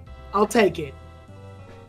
Like having the Pokemon have more diverse moves and stuff. Although granted, XY had a lot of strategies and their major battles. I don't think so, Astro. I think both of those events are completely different. Yeah, it's two completely different things. Nah. Nope. Yeah, I like the whole Gyarados using Max Guard because it had Dragon Dance. Dragon Dance would be replaced with Max Guard if it Dynamaxes. And then when Charizard used Max Wildfire, directly the damage was blocked. But Wildfire does fire damage to the Pokemon on each side of the field multiple times. So they basically just had that fire, that flaming bird that kept hitting Gyarados. That's just basically it. The G-Max Wildfire doing its effect in multiple variations. And it didn't do a lot to Gyarados. It was just bombarding Gyarados. Yeah, it did like little jabs that eventually gave it the kill. It did chip damage, if you want to call it. If you want to use a fighting game term, you did chip damage. So Robzo asks if the anime is well paced. I think so. Definitely. I think so too. Yeah, I think so too. I think it's okay. Yeah, we're at episode 14. I mean, we're at episode 12. I'm sorry. You gotta wait till 13 anyway to get a full season start there. Yeah, we're at episode 12. We're doing okay. One more week and then we can give our thoughts on the first season. We even gave a character development to Koharu. Yeah, I mean that's the whole thing with Pokemon. You can't count them as like regular seasons because it's an entire series. You can't really judge it on that. I mean, there are cases, in the past where we've had like 20 episodes of filler and absolutely no rhyme and reason. But in terms of pacing, I still say that this is probably the best beginning of a series since I would argue either AG or DP. In terms of terms of pacing, Diamond and Pearl started off good, and then it was very clear that it was going to take a shitstorm. It's because what I always compare it to, I still say my favorite arc and one of the best is AG 1 through 16, which is the run up from the beginning of Advanced Generation to Roxanne's gym. Yeah. So that run up was great. Now PM 2019 is almost on the same level. It's just almost as good in terms of like the best beginning of a series, in my opinion. So yes, so far I haven't really had any complaints with like the directionality, the storyline of these first episodes. It's been pretty good. Yeah, absolutely. KG, what do you think? I'm just happy that this is such a good continuation of the last series, man. Like it's just nice to kind of take this opportunity now that Ash has finally achieved his first goal into becoming a Pokemon Master in the last saga. He's really taking things a little interesting this time around with traveling around the world and really witnessing things that he never got a chance to see because he normally moves forward a lot throughout the sagas, And now seeing Ash get the chance to relax, gets the chance to kind of explore the world, see things that he's never seen before and whatnot. This makes me very happy. So for a character they sort of mixed the old style with the new style. Yeah, they kept Ash in a home so he can, interact in ways that he would interact at home, like on the island and stuff. But they also made it so that he travels to different regions each time, so he's still on the go, no pun intended. Yeah. Boo. But I like the fact that now that they're researchers, now you get to see them do researchy stuff like the in the Dragonite Island where Satoshi just holding up the shed skin. I love moments like that. Yeah, that was like the most not Satoshi moment right there, and that was so cool to see. As weird as that sounds, but it felt like that because it's like Satoshi never does something like this. He always wants to go to the next town already at this point, But to see him just sort of like embrace what he is in at that moment and kind of learn more about the Pokemon and the world that he is in, that is so cool to me. And I love it and appreciate it a lot. So that's why I've been really enjoying this series. And it's just nice to see that now we're starting to sort of, get into the story elements of this saga with this upcoming episode. And hopefully whatever story they have set in stone for Sword and Shield or PM 2019, it's a good one, because you always want to see a good series from a beginning standpoint go out with a bang as well, To me, that was with Sun and Moon, and I hope with PM 2019 it could be that as well, So. Well, I would think though that to be fair, PM 2019 has got a better start because they actually know what direction they want to go in, as opposed to Sun and Moon, where they had a knee-jerk reaction to Yokai Wash and then decided to do something, and then they realized that, oh, what the hell should we be doing? And then it takes them like 50 episodes to get it on their feet. To be fair, I mostly consider it the third year, not really 50 episodes in my book. For Ash's character, anyway. Well, yeah, but I'm talking about getting the anime together. It took them like 50 plus episodes just to get the stuff together. I mean, it wasn't until the Solgaleo stuff. Solgaleo stuff, yeah, that Solgaleo arc. Yeah, it was like after we got out of the opening of Alola and went into Mirai Connection, I think that was where it started to slowly move forward. Then when we got to Your Adventure, that was where the series really stride at its best. SM91 was the turning point when they switched to time slot. Unfortunately, they had to switch to a bad time slot, in my opinion. But at least the writing has massively improved. Yeah. What were you gonna say, Tom? Yeah. No. No, I was just gonna say that at some point they went, oh yeah, that battles a thing. Yeah. Now, what was I gonna say, Evie? Go. Evie. Oh no, we lost. Hello? Yeah, you there? No, I'm here. You guys were just cutting out. Oh, is that what you were gonna say? No. That wasn't what I was going to say. But I was just saying I didn't hear you guys because you were cutting out on my end. Okay, fair enough. Yeah, but okay. But yeah, I just wanted to agree with you guys there that Sun and Moon had a bit of a questionable start to the series, but definitely one of the better finishes to a series. Yeah, they made up so much ground. It was a complete 180, and I was really surprised. Yeah, and the thing is with PM 2019, the mere fact they gave Ash a Dragonite kind of tells you that they have something of an idea of what they want to do with Ash's character. Because they wouldn't just give him a Dragonite for nothing. They have this is something. We're talking about. Huh? This is Pokemon we're talking about. They gave Ash Gibble and didn't finish its evolution. Yeah, but that wasn't his first capture. I know. I'm just saying this is Pokemon we're talking about. I know. I get Don't you. give him too much credit. He released Pidgeot at one point. Yeah, that is true. All right, then. Well, what do you guys say, then? Why don't we go and wrap things up, then, for tonight? Close up the shop. All right, then. We want to thank everybody once again for being with us here tonight. We out of meat. Now, I don't know what we're going to do tomorrow. Maybe we might do raid battles again. Maybe something else.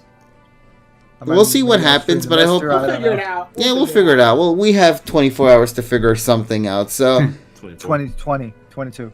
I would say, we have less than that. We have... hours. Yeah, and I got like 10 hours of sleep to go to right now, so I got to go and do that. So, with that being said, thank you guys once again for being with us here tonight. You know, of course, my name is KJ Prestige. Here with me, I have all of my buds here on this call, which, of course, is Tyrone, TSS, Richie, and Evie. Of course, if you want to go and follow them, make sure to go and check out on the friends segment down below. So make sure to go follow them on their Twitter accounts and whatnot, and check up on our daily shenanigans that we do. And of course, make sure to follow us here on Twitch. Make sure to follow us on our respective channels on YouTube. All that kind of good stuff. We will talk with all of you guys later in whatever video we make. Take care, everybody, and as always, have yourself an awesome day. Bye bye. Don't forget to wash your hands. Wash your fucking hands. CPS 1 for Mr. 2020. Good.